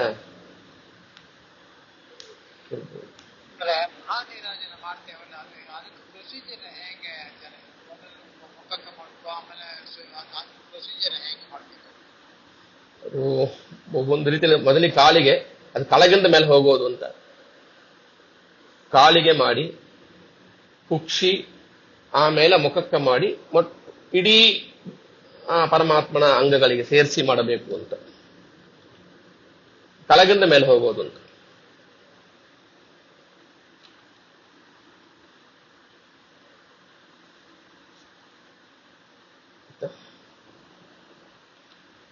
ಇಷ್ಟಾದ ಮೇಲೆ ಶಂಖಭ್ರಮಣ ಅಂತ, ಈ ಶಂಖಭ್ರಮಣ ಅಂತ ನಾವು ಏನ್ ಮಾಡ್ಲಕ್ ಹೋಗ್ತೇವೆ ಅದನ್ನೇ ನಾವು ಶಂಖತೀರ್ಥ ಅಂತ ನಾವು ಪ್ರೋಕ್ಷಣೆ ಮಾಡಿಕೊಂತೇವೆ. ಪ್ರೋಕ್ಷಣೆ ಸ್ವೀಕಾರ ಮಾಡ್ಲಕ್ ಬರೋದಿಲ್ಲ ಶಂಖತೀರ್ಥವನ್ನು, ಅದನ್ನು ಪ್ರೋಕ್ಷಣೆ ಮಾಡಿಕೊಂತೇವೆ. ಆ ಯಾವ ತೀರ್ಥ ಅಂದ್ರೆ ನಾವು ಇವಾಗ ನೋಡ್ತಕ್ಕಂಥದ್ದಾದ ಅದೇ ಶಂಖಭ್ರಮಣ ಅಂತ. ಏನು ಅದು? ದುಷ್ಟ ಯಕ್ಷ ರಕ್ಷ ಪಿಶಾಚ ದುರ್ದರ್ಶನ ನಿವೃತ್ತ್ಯರ್ಥಂ ಶಂಖಭ್ರಮಣಂ ಕರಿಷ್ಯೆ. ದುಷ್ಟವಾಗಿರ್ತಕ್ಕಂಥ ಯಕ್ಷರ್ಗಳು, ರಾಕ್ಷಸರುಗಳು, ಪಿಶಾಚರುಗಳು, ಅವರ ದುರ್ದರ್ಶನ ನಿವೃತ್ತಿ, ಅವರ ಕೆಟ್ಟ ದರ್ಶನ, ಅದರಿಂದ ನಿವೃತ್ತಿ ಆಗೋದಕ್ಕೋಸ್ಕರವಾಗಿ ಈ ಶಂಖಭ್ರಮಣವನ್ನು ಮಾಡುತ್ತೇನೆ ಅಂತ ಸಂಕಲ್ಪ ಮಾಡಿಕೊಂಡು ಓಂ ತವ ಭ್ರಮಾಸ ಆಶುಯಾಪಾತಂತ್ಯನುಸ್ಪೃಶದೃಶತಾಶೋಷೂಚಾಣಃ ತಪೋ ಶಗ್ನೇ ಜುಕ್ವಾ ಆಪತಂಗಾನ ಸಂದಿತ ವಿಸೃಜ ವಿಶ್ವ ಗುಲ್ಕಾಹ ಅಂತ ಈ ವೇದ ಮಂತ್ರವನ್ನು ಹೇಳುತ್ತಾ ಸ್ವಲ್ಪ ನೀರನ್ನು ಶಂಖದಲ್ಲಿ ಹಾಕಿಕೊಂಡು ಆ ಪರಮಾತ್ಮನ ಮುಂದೆ ಮಂಗಳಾರತಿ ಮಾಡೋ ತರ ಶಂಖಭ್ರಮಣಂ ಸಮರ್ಪಯ ಅಂತ ಹೇಳಿ 3 ರೀತಿಯಾಗಿ ಭ್ರಮಣ ಅಂದ್ರೆ ಸುತ್ತೋದು ಅಂತ ಅರ್ಥ. ಆ ಶಂಖವನ್ನು ಸುತ್ತೋದು ಅಂತ ಅರ್ಥ. ಆ ಸುತ್ತಿದ ಮೇಲೆ ಆರಲ್ಲಿರ್ತಕ್ಕಂಥ ಆ ನೀರನ್ನು ಒಂದು ಪಾತ್ರೆಯಲ್ಲಿ ಹಾಕಿ ಇಡಬೇಕು. ಅದನ್ನೇ ನಾವೇನ್ ಮಾಡಬೇಕು, ತೀರ್ಥ ತಗೊಳ್ಳಕ್ಕೆ ಮುಂದೆ ಶಂಖ ತೀರ್ಥ ಅಂತ ಪ್ರೋಕ್ಷಣೆ ಮಾಡಿಕೊಳ್ಳೋದು. ಈ ಶಂಖ ತೀರ್ಥವನ್ನು ಲಕ್ಷ್ಮೀ ದೇವಿ ಕೊಳ್ಳಕ್ಕೆ ಬರೋದಿಲ್ಲ, ಅದು ಮುಂದೆ ನಾ ಪ್ರಮಾಣ ವಿದ್ಯುತ್ ಸಂದರ್ಭದಲ್ಲಿ ಹೇಳ್ತೇನೆ ನಾನು. ಇಷ್ಟು ಈ ಶಂಖಭ್ರಮಣ ಅಂತ ಈ ಪರಮಾತ್ಮನ ಒಂದು ಅವರು ಕೊಟ್ಟಿದ್ದಾರೆ. 3 ರೀತಿಯಾಗಿ ಮಾಡಬೇಕು ಅಂತ. ಪಾದ ಮೊದಲು ತಲೆಯವರೆ ಅಂತ ಅಂದ್ರೆ ಪಾದದಿಂದ ತಲೆ ತನಕ ಇಡೀದಾಗಿರ್ತಕ್ಕಂಥ ದಾಹದೇಹವನ್ನು ಒಂದ್ಸಲ ಸುತ್ತಬೇಕು, ಮತ್ತು ಆ ಹೊಕ್ಕಳಿಂದ ತಲೆ ತನಕ ಮತ್ತು ಹೃದಯದಿಂದ ತಲೆ ತನಕ ಅಂತ ಈ ರೀತಿಯಾಗಿ ಪ್ರದಕ್ಷಿಣೆಯನ್ನು ಆ ಒಂದು ಶಂಖ ಭ್ರಮಣ ಮಾಡಬೇಕು ಅಂತ ಹೇಳಿದ್ದಾರೆ. ಮತ್ತು ಅದು ಮಾಡಲಿಕ್ಕೆ ಮುಂದೆ ನಿರುಷಿ ಕರ್ನಾಟಕ ತಾರಸ ಮುದ್ರಾ ಪ್ರದರ್ಶ್ಯಾಮಿ, ಅಮರ್ತಿ ಕರ್ನಾಟಕ ಏನು ಮುದ್ರಾ ಪ್ರದರ್ಶ್ಯಾಮಿ ಅಂತ ನಾವು ಏನು ಹಿಂದೆ ಮುದ್ರೆಗಳು ನೋಡಿದ್ದೇವೆ ನಾವು, ಅದನ್ನ ನಾವು ಆ ಒಂದು ಶಂಖದಲ್ಲಿ ನೀರು ಹಾಕಿದ ಮೇಲೆ ಆ ಮುದ್ರೆಗಳನ್ನು ತೋರಿಸಿದ ಮೇಲೆ ಈ ಪರಮಾತ್ಮನಿಗೆ ಈ 3 ಸಲ ಶಂಖ ಭ್ರಮಣ ಅಂತ ಮಾಡಿ ಆ ಶಂಖದಲ್ಲಿರ್ತಕ್ಕಂಥ ನೀರನ್ನು ಪಾತ್ರೆಗೆ ಹಾಕಿ ಅದನ್ನು ನಾವು ಪ್ರೋಕ್ಷಣೆ ಮಾಡಿಕೊಳ್ಳಕ್ಕೆ ಮುಂದೆ ಉಪಯೋಗಿಸಬೇಕು. ಇಷ್ಟು ಆದಮೇಲೆ ಪರಮಾತ್ಮನಿಗೆ ಬಂದು ಪ್ರದಕ್ಷಿಣೆ ಮಾಡೋದು ಅಂತ. ಯಾನಿ ಕಾಣಿಚ ಪಾಪಾಣಿ ಜನ್ಮಾಂತರ ಕೃತಾನಿ ಚ ತಾನಿ ತಾನಿ ವಿನಶ್ಯಂತಿ ಪ್ರದಕ್ಷಿಣ ಪದೇ ಪದೇ ಉರಸಾ ಶಿರಸಾ ದೃಷ್ಟ್ಯಾ ಮನಸಾ ದಸಾ ತಥಾ ಪದ್ಭ್ಯಾಂ ಕರಾಭ್ಯಾಂ ಜಾನುಭ್ಯಾಂ ಪ್ರಣಾಮೋ ಅಷ್ಟಾಂಗೈರಿತಃ ಶಾಟ್ಟೇನಾಪಿ ನಮಸ್ಕಾರಂ ಕುರುತಃ ಶಾರ್ಂಗಪಾನೇ ಶತಜನ್ಮಾರ್ಜಿತಂ ಪಾಪಂ ತಕ್ಷಣಾದೇವ ನಶ್ಯತಿ ಪ್ರದಕ್ಷಿಣ ನಮಸ್ಕಾರಾನ್ ಸಮರ್ಪಯಾಮಿ. ಯಾನಿ ಕಾಣಿಚ ಪಾಪಾಣಿ ಜನ್ಮಾಂತರ ಕೃತಾನಿ ಚ, ಏನೇನೇನೇನೇನು ಪಾಪಗಳಂತ ಇದೆಯೋ ನಾ ಮಾಡಿದ್ದೇನೆ ಜನ್ಮಾಂತರ, ಹಿಂದೆ ಈ ಜನ್ಮದಲ್ಲಿ ಮಾತ್ರ ಇಲ್ಲ, ಅದೇ ಇಂದ್ರ ಜನ್ಮ ಮಾಡಿದ್ದು ಯಾವ ಅನಾದಿಗಳಿಂದ ಮಾಡ್ತಾ ಇರ್ತಕ್ಕಂಥದ್ದಾದ ಪಾಪಗಳು ಕೃತಾಣಿ ಏನ್ ಮಾಡಿದ್ದೇನೆ ನಾನು, ಅದು ಎಲ್ಲವೂ ಕೂಡ ವಿನಶ್ಯಂತಿ ನಾಶ ಆಗಲಿ, ನಾಶ ಆಗುತ್ತದೆ. ಯಾಂಗೆ ಪದೇ ಪದೇ ಪ್ರದಕ್ಷಿಣ ಒவ்வೊಂದು ಪ್ರದಕ್ಷಿಣೆ ಒவ்வೊಂದು ಪಾದ ಇಡ್ತಿರ್ಲ, ಒಬ್ಬೊಂದಕ್ಕೂ ಕೂಡ ಪಾಪದ ರಾಶಿ ನಾಶ ಆಗ್ತಾ ಬರ್ತದ ಅಂತ ಹೇಳ್ತಾರೆ. ಹ್ಯಾಂಗ ಮಾಡಬೇಕು ನಮಸ್ಕಾರವನ್ನು ಅಂತ. ಉರಸ ಶಿರಸ ದೃಷ್ಟ್ಯ ಮನಸ ವಚಸ ತಥಾ ಪದ್ಭ್ಯಾಂ ಕರಾಭ್ಯಾಂ ಜಾನುಭ್ಯಾಂ ಪ್ರಣಾಮೋ ಅಷ್ಟಾಂಗ ಈರಿತಃ ಅಂತ. ಸಾಮಾನ್ಯವಾಗಿ ನಾವೆಲ್ಲರೂ ಕೇಳಿರ್ತೇವೆ ಸಾಷ್ಟಾಂಗ ನಮಸ್ಕಾರ ಅಂತ ಕೇಳಿರ್ತೇವೆ ನಾವು. ಅಥವಾ ಶಿರಸ್ಸಾಷ್ಟಾಂಗ ನಮಸ್ಕಾರ, ಶಿರಸ್ಸಾಷ್ಟಾಂಗ ನಮಸ್ಕಾರ ಅಂತ. ಅಷ್ಟಾಂಗ ಅಂದ್ರೆ ಏನು? ಅದು ಅಷ್ಟ ಅಂಗದಿಂದ ಸಹಿತ ಸಾಷ್ಟಾಂಗ ಅಂಗ ಮಾಡಬೇಕು. ಏನದು ಅಷ್ಟ ಅಂಗಗಳು ಯಾವುದು ಅಂತ ಇಲ್ಲಿ ಹೇಳ್ತಾರೆ. ಉರಸು ಹೆದೆ, ಇದು ಗಂಡಸರಿಗೆ, ಇದು ಹೆಂಗಸರಿಗೆ 5 ಅಂಗ ಬರ್ತಾವ. ಇದು ಗಂಡಸರಿಗೆ ಇದೆ. ಉರಸು, ಶಿರಸು ತಲೆ, ಮತ್ತು ದೃಷ್ಟಿ ಅಂದ್ರೆ ನಮಸ್ಕಾರ ಮಾಡ್ಲಕ್ ಮುಂದೆ ಪರಮಾತ್ಮನ ಒಂದ್ಸಲ ದೃಷ್ಟಿಯನ್ನು ನೋಡಿ ಆಮೇಲೆ ಬೆಳಬೇಕು. ಆಮೇಲೆ ಮನಸ್ಸಿನಿಂದ ಸ್ಮರಣ ಮಾಡ್ತಾ ನಮಸ್ಕಾರ ಮಾಡಬೇಕು, ಅದು ಒಂದು ಅಂಗ. ವಚಸ, ಸ್ತೋತ್ರವನ್ನು ಮಾಡುತ್ತಾ ನಮಸ್ಕಾರ ಮಾಡಬೇಕು. ಸುಮ್ಮನೆ ಏನೋ ಮಾತಾಡ್ತಾ ನಮಸ್ಕಾರ ಮಾಡ್ಲಿಕ್ಕೆ ಬರೋದಿಲ್ಲ. ವಚಸ್ ಒಳ್ಳೆ ಸ್ತೋತ್ರವನ್ನು ಹೇಳ್ತಾ ಮಾಡಬೇಕು ಅಂತ ಅರ್ಥ. ಪದ್ಭ್ಯಾಂ 2 ಕಾಲುಗಳು, ಇದು ಫಿಂಗರ್ಸ್ ಭಾಗ. ಕರಾಭ್ಯಾಂ 2 ಕೈಗಳಂತೂ ನಾವು ಇಲ್ಲೇ ಕೆಳಗಿಟ್ಟೇ ಇರ್ತೇವೆ ನಾವು, 2 ಕೈಗಳು. ಜಾನು ಮೊಳಕಾಲು. ಇಷ್ಟು ಆ ಒಂದು ಅರ್ಥಾತ್ ಬಂದು ಉರಸ ಶಿರಸ ಅಂದ್ರೆ ಎದೆ, ಶಿರಸ್ಸು, ಕಾಲು, ಕೈ, ಆ ಮೊಳಕಾಲು ಇದೆಲ್ಲವೂ ಕೂಡ ಆ ತಲೆಯಲ್ಲಿ ಬೆಳಬೇಕು. ಇದರಲ್ಲಿ ಫ್ಲೋರಲ್ಲಿ ಚೆನ್ನಾಗಿ ತಾಕ್ಬೇಕದು, ಉಳದು ಯಾವ ತಾಕಬಾರದು. ಈ ರೀತಿಯಾಗಿ ಆ ಒಂದು ಅಷ್ಟಾಂಗ, ಇದು ಅಷ್ಟಾಂಗ ಅಂತ ಈ ರೀತಿ ಹೇಳಲ್ಪಡುತ್ತದೆ. ಈ ಸಾಷ್ಟಾಂಗ ನಮಸ್ಕಾರ ಅಂದ್ರೆ ಹೀಗೆ ಮಾಡಬೇಕು. ದಂಡವತ್ ಪ್ರಣಾಮ. ದಂಡ ಅಂದ್ರೇನು? ಒಂದು ಕೋಲ್ ಇರ್ತದೆ, ಅದನ್ನ ಹಾಕಿರೇನು ಫುಲ್ಲಾಗಿ ಕೆಳಗೆ ಬರ್ತದಲ್ಲ, ಹಾಗೆ ಪರಮಾತ್ಮನಿಗೆ ಸಾಷ್ಟಾಂಗ ಚೆನ್ನಾಗಿ ಈ ಎಲ್ಲಾ ಅಂಗವನ್ನು ಪರಮಾತ್ಮನ ಸಮರ್ಪಣೆ ಮಾಡೋ ಒಂದು ಅನುಸಂಧಾನ ಪೂರ್ವಕವಾಗಿ ನಮಸ್ಕಾರವನ್ನು ಮಾಡಬೇಕು ಅಂತ ಹೇಳಿದ್ದಾರೆ. ಆಮೇಲೆ ಶಾಕ್ತೇನಾಪಿ ನಮಸ್ಕಾರಂ ಕುರುತ ಶಾರ್ಂಗಪಾಣೆ ಶತಜನ್ಮಾರ್ಜಿತಂ ಪಾಪಂ ತಕ್ಷಣಾದೇವ ನಶ್ಯತಿ. ಶಾಕ್ತೇನ ಅಂದ್ರ ಅಷ್ಟೇನು ಭಕ್ತಿ ಏನಿಲ್ಲ. ಒಂದು ಶಟ ಏನೋ 4 ಜನ ನೋಡ್ತಾರೆ ಮಾಡಬೇಕು ಅಂತ, ಹಾಂಗ ಮಾಡಿದರೂ ಕೂಡ ಯಾರಿಗೋಸ್ಕರ? ಶಾರ್ಂಗಪಾಣೆಯೇ. ಶಾರ್ಂಗಪಾಣಿ, ಶಾರ್ಂಗ ಧನುಸ್ಸನ್ನು ಕೈಲಿ ಇಟ್ಟುಕೊಂಡಿರ್ತಕ್ಕಂಥವನಾದ ಪರಮಾತ್ಮ ಅಂತ ಅರ್ಥ. ಅಂದ್ರೆ ಪರಮಾತ್ಮನ ಅರ್ಥ ಅದು ಶಾರ್ಂಗಪಾಣಿ ಎಂಬುದು ಇಲ್ಲಿ ಕೊಟ್ಟಿದ್ದಾರೆ. ಕುಂಭಕೋಣದಲ್ಲಿರ್ತಕ್ಕಂಥ ಪರಮಾತ್ಮ ಶಾರ್ಂಗಪಾಣಿ ಅಂತ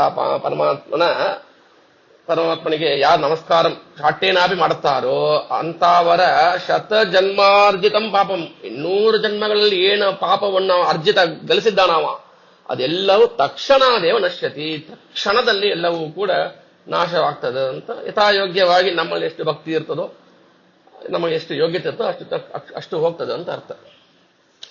ಮತ್ತು ಎಲ್ಲ 100 ಜನ ಪಾಪ ಮಾಡಿದ ಮೇಲೆ ಒಂದ್ಸಲ ನಮಸ್ಕಾರ ಮಾಡ್ತದೆ ಎಲ್ಲ ಹೋಗ್ತದೆ ಅಂತ ಹೇಳಿದ್ರೆ ಅಷ್ಟು ಭಕ್ತಿ ನಮ್ಮಲ್ಲಿ ಇರೋದಿಲ್ಲ, ಅಷ್ಟು ಶ್ರದ್ಧೆ ನಮ್ಮಲ್ಲಿ ಇರೋದಿಲ್ಲ. ಇಷ್ಟಾದ ಮೇಲೆ ಪರಮಾತ್ಮನಿಗೆ ಒಂದು ಸ್ತೋತ್ರ ಮತ್ತು ಪ್ರಾರ್ಥನೆ ಎಂದು ಕೊಟ್ಟಿದ್ದಾರೆ. ಜಿತಂತೆ ಪುಂಡರೀಕಾಕ್ಷ ಪೂರ್ಣಷಾಡ್ಗುಣ್ಯ ವಿಗ್ರಹ ಪರಾನಂದ ಪರಬ್ರಹ್ಮಣ್ ನಮಸ್ತೆ ಚತುರಾತ್ಮನೆ ನಮಸ್ತೆ ಪೀತವಸನ ನಮಃ ಕಟಕಹಾರಿಣೆ ನಮೋ ನೀಲಾಲಕಾಬದ್ಧ ವೇಣಿ ಸುಂದರ ಪುಂಗವ ಅಂತ ಇತ್ಯಾದಿಯಾಗಿ ಜಿತಂತೆಯ ಸ್ತೋತ್ರವು ವಿಸ್ತಾರವಾಗಿ ಇದೆ. ಅದರಲ್ಲಿ 1-2 ಶ್ಲೋಕ. ಇದು ಯಾರಂದ್ರೆ ಸಾಕ್ಷಾತ್ ಬ್ರಹ್ಮದೇವರೇ ಮಾಡಿರ್ತಕ್ಕಂತಹದ್ದಾದ ಸ್ತೋತ್ರ ಇದು. ಇದು ಅವಶ್ಯವಾಗಿ ಪಠನ ಮಾಡಲ್ಪಡಬೇಕಾದದ್ದು ಇದು ಪೂಜಾ ಕಾಲದಲ್ಲಿ. ಯಾಕಂದ್ರೆ ಬ್ರಹ್ಮದೇವತ ಮುಖ್ಯವಾಗಿ ಜೀವರಾಶಿಗಳಲ್ಲಿ ಮುಖ್ಯವಾಗಿ ಬ್ರಹ್ಮದೇವತ ಬಂದು ಮುಖ್ಯ ಲಕ್ಷ್ಮೀ ಪೂಜೆ ಮಾಡ್ತಾಳೆ. ಅದಕ್ಕೆ ಆಮೇಲೆ ಮುಖ್ಯವಾಗಿ ಪೂಜೆ ಮಾಡೋದು ಅಂದ್ರೆ ಬ್ರಹ್ಮದೇವರು. ಆ ಬ್ರಹ್ಮದೇವರೇ ಸ್ತೋತ್ರ ಮಾಡಿರ್ತಕ್ಕಂತಹದ್ದಾದದ್ದು ಇದು.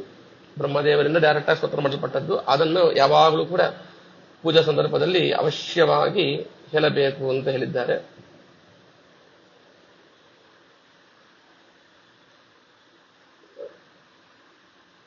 ಇಷ್ಟಾದ ಮೇಲೆ ಪ್ರಾರ್ಥನೆ ಅಂತ ಹಾಕಿದ್ದಾರೆ. ಏನಂದ್ರೆ ಯಾಚೇಹಂ ಕರುಣಾ ಸಿಂಧೋ ಯಾವ ಜೀವಮಿದಂ ತವ ಅದನ್ಯಂ ದೇಹದಾರ್ಢ್ಯಂ ಚ ತ್ವತ್ ಪಾದಾಂಬುಜ ಸದ್ರತಿಂ. ನಿನ್ನ ಪಾದಾಂಬುಜದಲ್ಲಿ ಯಾವಾಗಲೂ ರತಿ, ನಿನ್ನಲ್ಲೇ ರತಿ ಇರಲಿ, ಯಾವಾಗ ನಿನ್ನ ಪಾದಾಂಬುಜದಲ್ಲಿ ಆ ರತಿ ಇರಲಿ. ನಿನ್ನನ್ನು ತಿಲಕುಂಬೇಕು, ನಿನ್ನ ಒಂದು ಜಿಜ್ಞಾಸೆ ಯಾವಾಗಲೂ ನನ್ನಲ್ಲಿ ಇರಬೇಕು, ಎದರಲ್ಲೇ ನನ್ನ ಒಂದು ರತಿ ಇರಲಿ ಅಂತ. ಅಪರಾಧ ಸಹಸ್ರಾಣಿ ಕ್ರಿಯಂತೆ ಹರ್ನಿಶ, ಇದು ಪ್ರಸಿದ್ಧವಾದದ್ದು. ಅಪರಾಧ ಸಹಸ್ರಾಣಿ ಕ್ರಿಯಂತೆ ಹರ್ನಿಶಮಯ ತಾನಿ ಸರ್ವಾಣಿ ಮೇ ದೇವ ಕ್ಷಮಸ್ವ ಪುರುಷೋತ್ತಮ.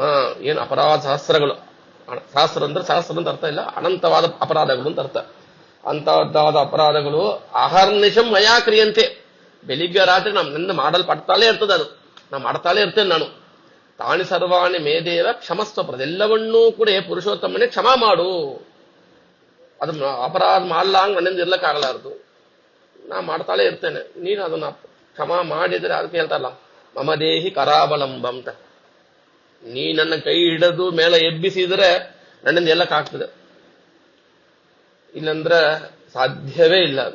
ಪರಮಾತ್ಮ ನಮ್ಮ ಕರಾವಲಂಬನ ಮಾಡಿದರೆ ಮಾತ್ರ ಇಂಥ ಒಂದು ಏನು ಅಪರಾಧ ಶಾಸ್ತ್ರಗಳನ್ನ ಮಾಡ್ತಾ ಇರ್ತೇವೋ ಅದರಿಂದ ಮೇಲೆ ಬರ್ಲಿಕ್ಕೆ ಸಾಧ್ಯ. ಇಲ್ಲಂದ್ರೆ ತಮಸ್ಸಲ್ಲಿ ಬೆಳಿಬೇಕಾಗ್ತ ನಾವು. ಮಾದೃಶೋಣ ಪರಃಪಾಪಿ ತ್ವಾದೃಶೋಣ ದಯಾಪರಃ ಇತಿ ಮತ್ವಾ ಜಗನ್ನಾಥ ರಕ್ಷಮಾಂ ಶರಣಾಗತಂ ಹೇಳ್ತಾರೆ ನೋಡ್ರಿ. ನನ್ನಂತ ಒಂದು ಪಾಪಿ ಇನ್ನೊಬ್ಬ ಇಲ್ಲ. ತ್ವಾದೃಶೋಣ ದಯಾಪರಃ, ನಿನ್ನಂತ ಒಂದು ದಯಾಪರ, ಉತ್ತಮ ಮಾಡ್ತಕ್ಕಂಥ ದಯ ಮಾಡ್ತಕ್ಕಂಥದ್ದು ಯಾರೊಬ್ಬ ಇದ್ದ ಅಂದ್ರೆ ನೀತ. ಹೆಚ್ಚಾಗಿ ಪಾಪ ಮಾಡ್ತಕ್ಕಂಥ ಅವನು ಅಂದ್ರೆ ನಾತ. ಮಾದೃಶ ಅನ್ನಂತ ಒಂದು ಪಾಪಿ ಇನ್ನೊಬ್ಬ ಇಲ್ಲ. ವಿಜೇಂದ್ರ ಸ್ವಾಮಿ ಹೇಳ್ತಾರಲ್ಲ ಮಮ ಪಾಪ ಸಮಾನ ಪಾಪಕರ್ತ ಪುರುಷೋ ನಾಸ್ತಿ ನಾಸ್ತಿ ನಾಸ್ತಿ ನಾಸ್ತಿ ಅಂತ. ಅದು ಅವರಿಗೆ ಹೇಳಿದ್ದಿಲ್ಲ, ಅವರು ನಮ್ಮನ್ನ ಹೇಳಿದ್ದದು. ನಾವು ನಮ್ಮ ಅವ್ರು ಹೇಳ್ಕೊಂತಾರೆ ಅವರು ಮಮ ಪಾಪ ಸಮಾನ ಪಾಪಕರ್ತ. ನಾ ಎಷ್ಟು ಪಾಪ ಮಾಡ್ತೇನೋ ಅಂತ ಪಾಪ ಮಾಡಿದ ಒಬ್ಬ ಈ ಜಗತ್ತಿನಲ್ಲೇ ನಾಸ್ತಿ ನಾಸ್ತಿ ನಾಸ್ತಿ ನಾಸ್ತಿ ಅಂತ ಒಂದು ಸಲ ನಾಸ್ತಿ ಅಂತಿಲ್ಲ, ಇಲ್ಲ ಅಂತ ಹೇಳ, ಇಲ್ಲ ಇಲ್ಲ ಇಲ್ಲ ಇಲ್ಲ ಅಂತ 4-5 ಸಲ ಹೇಳ್ತಾರೆ ಅವರು. ಅದು ಅವರೇ ಮಹನೀಯರು ಪೂಜ್ಯರು ಹೇಳುವಾಗ ನಾವು ಎಷ್ಟು ನಾಸ್ತಿ ಹೇಳಬೇಕು ಅಂತ ಗೊತ್ತಿಲ್ಲ. ನಾವು ಪರಮ ನಾಸ್ತಿಗಳಾಗ್ತಕ್ಕಂಥ ನಾವು ಎಷ್ಟು ನಾಸ್ತಿ ಹೇಳಬೇಕು ಗೊತ್ತಿಲ್ಲ. ಇಷ್ಟ ಆದ್ಮೇಲೆ ಮಾತರ ನಾಮಾಮಿ ಕಮಲೆ ಕಮಲಾಸನಾದ್ಯೈ ದೇವಿ ಪದಾಂಬುಜಯುಗಂ ತವ ಕೇಂದ್ರ ಪೂರ್ವೈ ಆರಾಧ್ಯತೆ ವಿವಿಧ ಭೂರುಹ ದಿವ್ಯ ಪುಷ್ಪೈ ಮಾಂ ರಕ್ಷ ರಕ್ಷ ವಿತರಸ್ವ ಮಮ ಈಪ್ಸಿತಾರ್ಥಾನ್. ಪರಮಾತ್ಮ ಎಂತ ಉಂಟು ನೀನು ಅಂದ್ರೆ ಕಮಲಾಸನಾದ್ಯೈ ದೇವೈಹಿ, ಬ್ರಹ್ಮಾದಿ ದೇವತೆಗಳಿಂದ ಯಾವಾಗಲೂ ಕೂಡ ಆರಾಧ್ಯತೆ ಹ್ಯಾಂಗೆ ಆರಾಧನೆ ಮಾಡಲ್ಪಡುತ್ತದೆ ಎಂತವರಾಗಿ, ಭೂರುಹ ದಿವ್ಯ ಪುಷ್ಪೈ, ದಿವ್ಯವಾಗಿರ್ತಕ್ಕಂಥದ್ದಾದ ಪುಷ್ಪಗಳಿಂದ ನೀನು ಆರಾಧನೆ ಮಾಡಲ್ಪಡುತ್ತೆ ನೀನು.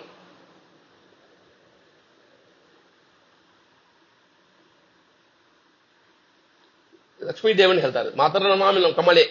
ಲಕ್ಷ್ಮೀ ದೇವಿ ನೀ ಹೆಂಗಿದ್ದಿಂದ್ರೆ ಕಮಲಾಸನಾದ್ಯೈ ದೇವೈಹಿ, ಬ್ರಹ್ಮಾದಿ ದೇವತೆಗಳಿಂದ ನೀ ಪೂಜೆ ಮಾಡಲ್ಪಡುತ್ತೀನಿ ನೀನು ಅಂತ.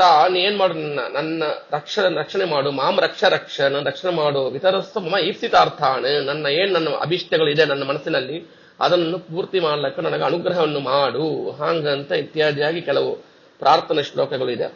ಇದು ನೀವು ಎಷ್ಟು ಟೈಮ್ ಇರ್ತದೋ ನೀವು ಅದಕ್ಕೆ ಅನುಸರಿಸಿ ನೀವು ಎಷ್ಟು ಅನುಸಂಧಾನ ಪೂರ್ವಕವಾಗಿ ಈ ಪ್ರಾರ್ಥನೆಯನ್ನು ಮಾಡಿದ್ರೆ ಪರಮಾತ್ಮನ ವಿಶೇಷವಾದ ಅನುಗ್ರಹ ಆಗ್ತದೆ ಎಂಬುದರಲ್ಲಿ ಯಾವ ಸಂಶಯವೂ ಇಲ್ಲ ಅಂತ ಹೇಳುತ್ತಾ ಮುಂದೆ ಇಷ್ಟು ಆದ ಮೇಲೆ ಪರಿವಾರ ದೇವತಾ ಪೂಜೆ ಅಂತ ಮಾಡಬೇಕು ಅಂತ. ಅರ್ಥಾತ್ ಒಂದು ರಮಾ ನೈವೇದ್ಯ ಅಂತ. ರಮಾ ನೈವೇದ್ಯದಲ್ಲಿ 2-3 ರೀತಿ ಇದೆ. ಒಂದು ರಮಾ ನೈವೇದ್ಯ ಸಂದರ್ಭದಲ್ಲಿ ರಮಾಗೆ ನೈವೇದ್ಯವೇ ಇಲ್ಲ ಅಂತನೂ ಒಂದಿದೆ. ಯಾಕಂದ್ರೆ ಪರಮಾತ್ಮ ಸಹಿತಲಾಗಿ ಅವಳು ಬಂದು ನೈವೇದ್ಯವನ್ನು ಸ್ವೀಕಾರ ಮಾಡಿರ್ತಾಳೆ ಅಂತ ಒಂದು. ಇಲ್ಲ ಅಂತ ಹೇಳಿದೇವಲ್ಲ ಲಕ್ಷ್ಮೀ ಪರಿವೇಶಯತಿ ನಾರಾಯಣ ಭುಂಕ್ತೆ ಅಂತ ಲಕ್ಷ್ಮೀ ದೇವಿ ಬಡಿಸ್ತಾಳೆ ಅಂತ ಹೇಳಿದ್ದೇವಲ್ಲ, ಮತ್ತು ಆ ರೂಪ ಊಟ ಮಾಡ್ಬೇಕಲ್ಲ. ಆ ರೂಪ ಇಲ್ಲಿ ರಮಾ ನೈವೇದ್ಯ ಸಂದರ್ಭದಲ್ಲಿ ಅವಳು ಆ ನೈವೇದ್ಯವನ್ನು ಸ್ವೀಕಾರ ಮಾಡ್ತಾಳೆ ಎಂದ ಒಂದು ಅನುಸಂಧಾನದಿಂದ ರಮಾ ನೈವೇದ್ಯ ಅಂದ್ರೆ ರಮಾಗೆ ಡೈರೆಕ್ಟ್ ಆಗಿ ನೈವೇದ್ಯ ಅಂತ ಹಿಂಗೂ ಒಂದು ಅನುಸಂಧಾನ ಮಾಡಬಹುದು. ಅದರಲ್ಲಿಯೂ 2 ಇದೆ. ರಮಾದೇ ಸ್ವೀಕಾರ ಮಾಡ್ತಾಳೆಂಬ ಪಕ್ಷದಲ್ಲಿ ಇಡೀ ಕಂಚಲ್ಲಿ ಅನ್ನ ಮಾಡಿದ್ದೀರಿ, ಎಲ್ಲ ಹಣ್ಣು ಕಾಯಿ ಅನೇಕ ಇಟ್ಟಿದ್ದೀರಿ, ಇವಾಗಿಲ್ಲ, ಇವಾಗ ಹಣ್ಣು ಕಾಯಿ ಬರೋದಿಲ್ಲ, ಇವಾಗ ಮುಂದೆ ವ್ರತ ಆದ ಮೇಲಂತ ಕೆಲವು ಮಟ್ಟಕ್ಕೆ ಕಾಯಿ ಬರ್ತದೆ, ಇರ್ಲಿ ತೆಂಗಿನಕಾಯಿ ಬರ್ತದೆ. ಅಂತೂ ಇಡೀ ಆ ಪದಾರ್ಥವನ್ನು ರಮಾವಿಗೆ ನೈವೇದ್ಯ ಮಾಡಬಹುದು ಅಂತ ಒಂದು ಪದ್ಧತಿ ಇದೆ. ಇಲ್ಲ ನಾವು ಹಂಗ ಮಾಡೋದಿಲ್ಲ ಅಂದ್ರ ಅನ್ನ ಮಾಡಿದ್ದೀರಿ ಅಂದ್ರ ಆ ಅನ್ನದಲ್ಲಿ ಸ್ವಲ್ಪ ಭಾಗವನ್ನು ತೆಗೆದಿಟ್ಟು ಅದನ್ನು ಮಾತ್ರ, ಆ ಒಂದು ಸಣ್ಣ ಭಾಗವನ್ನು ಮಾತ್ರ ರಮಾ ಲಕ್ಷ್ಮೀ ದೇವಿಗೆ ನೈವೇದ್ಯ ಮಾಡೋದು ಅಂತ ಒಂದು ಸಂಪ್ರದಾಯವೂ ಇದೆ. ಅವರವರ ಒಂದು ಗುರುಗಳ ಉಪದೇಶಕ್ಕೆ ತಕ್ಕಂತೆ ಅವರವರು ಆ ಒಂದು ಅನುಸರಣೆಯನ್ನು ಮಾಡಬಹುದು ಅಂತ. ರಮಾದೇವಿ ಸಾಕ್ಷಾತ್ ಇಡೀ ನೈವೇದ್ಯ ಮಾಡಿದ್ರು ತಪ್ಪಿಲ್ಲ. ಯಾಕಂದ್ರೆ ನಿತ್ಯ ಮುಕ್ತಲಾಗಿರ್ತಕ್ಕಂಥ ಅವಳು, ನಿರ್ದೋಷಲಾಗಿರ್ತಕ್ಕಂಥ ಅವಳು ಅದರಿಂದ ಅದು ಹಿಡಿದ ನೈವೇದ್ಯ ಮಾಡಿದ್ರು ತಪ್ಪಾಗ್ಲಿಕ್ಕಿಲ್ಲ ಅಂತ. ಇಲ್ಲ ಬೇಡ ಅಂದ್ರೆ ಒಂದು ಸಣ್ಣ ಒಂದು ತೆಗೆದಿಟ್ಟು ಅದನ್ನು ಮಾತ್ರ ನೈವೇದ್ಯ ಮಾಡಿ, ಮತ್ತು ಇಡೀ ಕಂಚನ್ನು ವಾಯುದೇವರಿಗೆ ನೈವೇದ್ಯ ಮಾಡಬೇಕು. ಮೊದಲಿಗೆ ಈ ಶಂಖಭ್ರಮಣ ಮಾಡಿದ್ದೇವೆ, ಇವಾಗ ಏನ್ ಮಾಡಬೇಕು, ಈ ಪರಿವಾರ ದೇವತಾ ಪೂಜೆ ಅಂತ ನಾವು ಶುರು ಮಾಡಿದ್ದಲ್ಲ, ಆವಾಗ ಏನ್ ಮಾಡಬೇಕು, ಮೊದಲಿಗೆ ಶಂಖಕ್ಕೆ 3 ಸಲ ತೀರ್ಥವನ್ನು ಕೊಡಬೇಕು. ಶಂಖ ತೀರ್ಥ ಕೊಡ್ಲಿಕ್ಕೆ ಬರೋದಿಲ್ಲ, ಅರ್ಥಾತ್ ಪ್ರೋಕ್ಷಣೆ ಮಾಡ್ಲಿಕ್ಕೆ ಬರೋದಿಲ್ಲ. ದೊಡ್ಡ ತೀರ್ಥ ಅಂತ ಏನಿರ್ತದೆ ಅದನ್ನು 3 ಸಲ ಲಕ್ಷ್ಮೀಗ ಶಂಖದಲ್ಲಿ ಕೊಟ್ಟು ರಮಾ ನೈವೇದ್ಯವನ್ನು ಮಾಡಬೇಕು. ನಾನು ಹೇಳಿದ ಇಡೀ ಕಂಚದಿಂದ ನೈವೇದ್ಯ ಮಾಡ್ತಿರೋ, ಇಲ್ಲದ್ರೆ ಸ್ವಲ್ಪ ತೆಗೆದಿಟ್ಟು ಮಾಡ್ತೀರೋ ಅಂತ.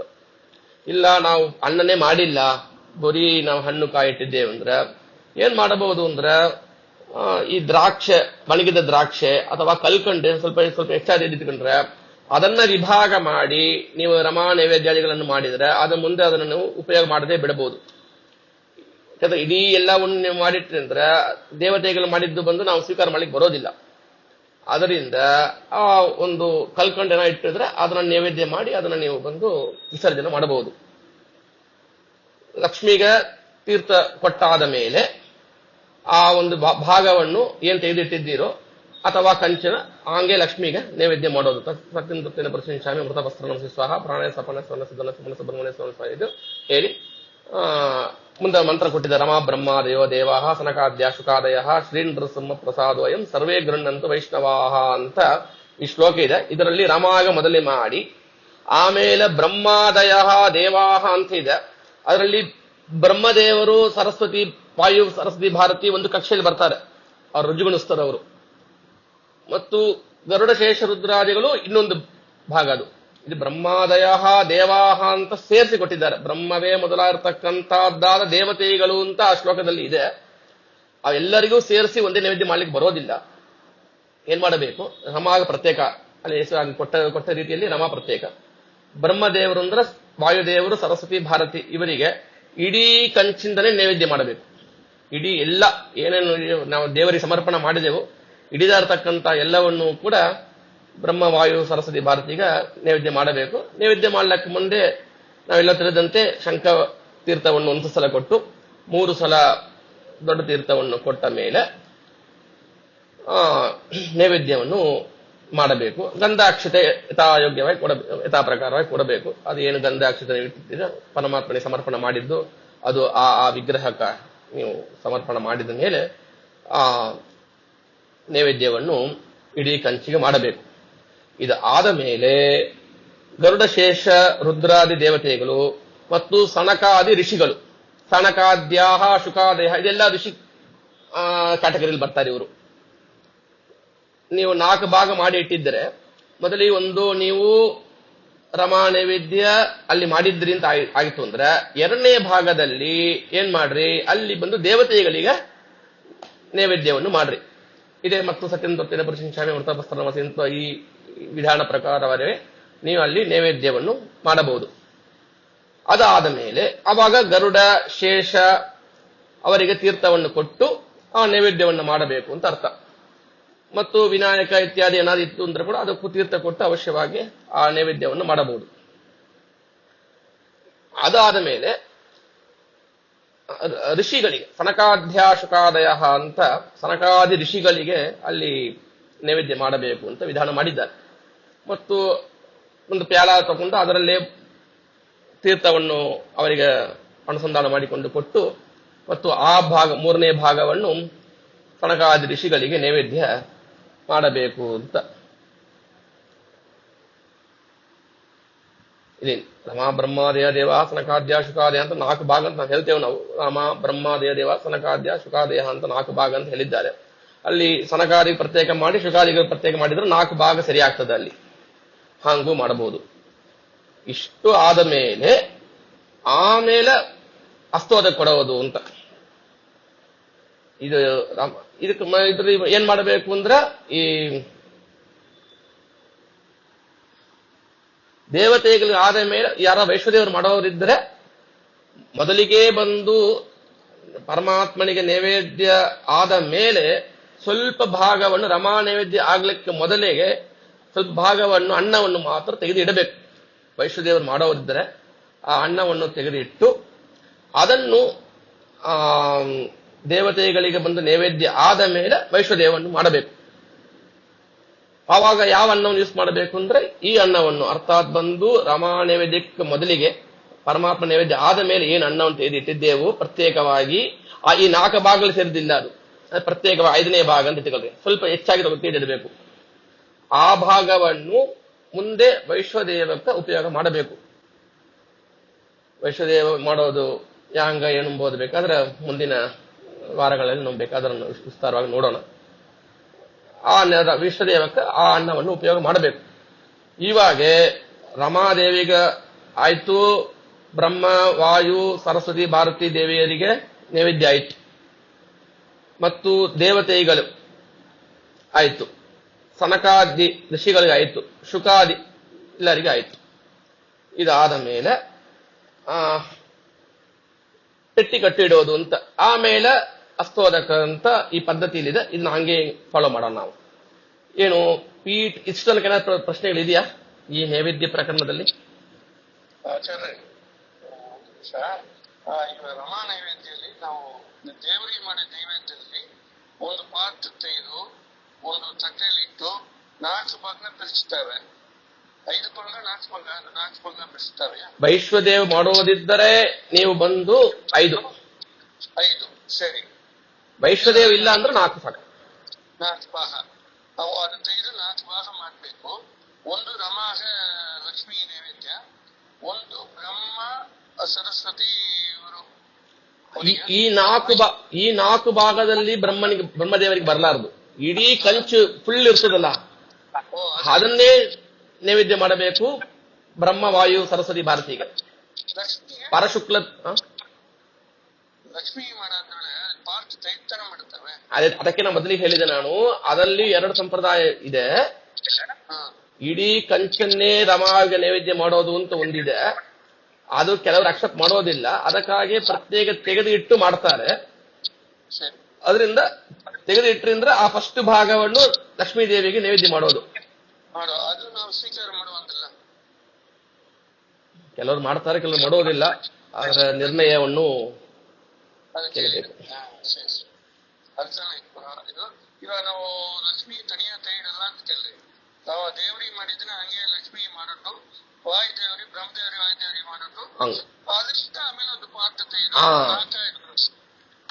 4 ಆಮೇಲೆ ಏನು ಮಂತ್ರ ಬಂದು ರಮಾ ಬ್ರಹ್ಮಾದೇವ ಇದೇ ಮಂತ್ರ ತಿರ್ಸಿ ಹೇಳ್ರಿ, ಅಷ್ಟು ತಪ್ಪಿಲ್ಲ. ಅದೇ ಬರ್ತದೆ, ಅದೇನು ತಪ್ಪಿಲ್ಲ. ಹೌದೌದು. ಈ ಮಂತ್ರದಿಂದ ಈ ಎಲ್ಲಾ ದೇವತೆಗಳಿಗೂ ಕೂಡ ನೈವೇದ್ಯವನ್ನು ಮಾಡಬೇಕು, ಈ ಕ್ರಮದಲ್ಲಿ ಮಾಡಬೇಕು ಅಂತ ಒಂದು ವಿಧಾನ ಮಾಡಿದ್ದಾರೆ ಅಷ್ಟೇ.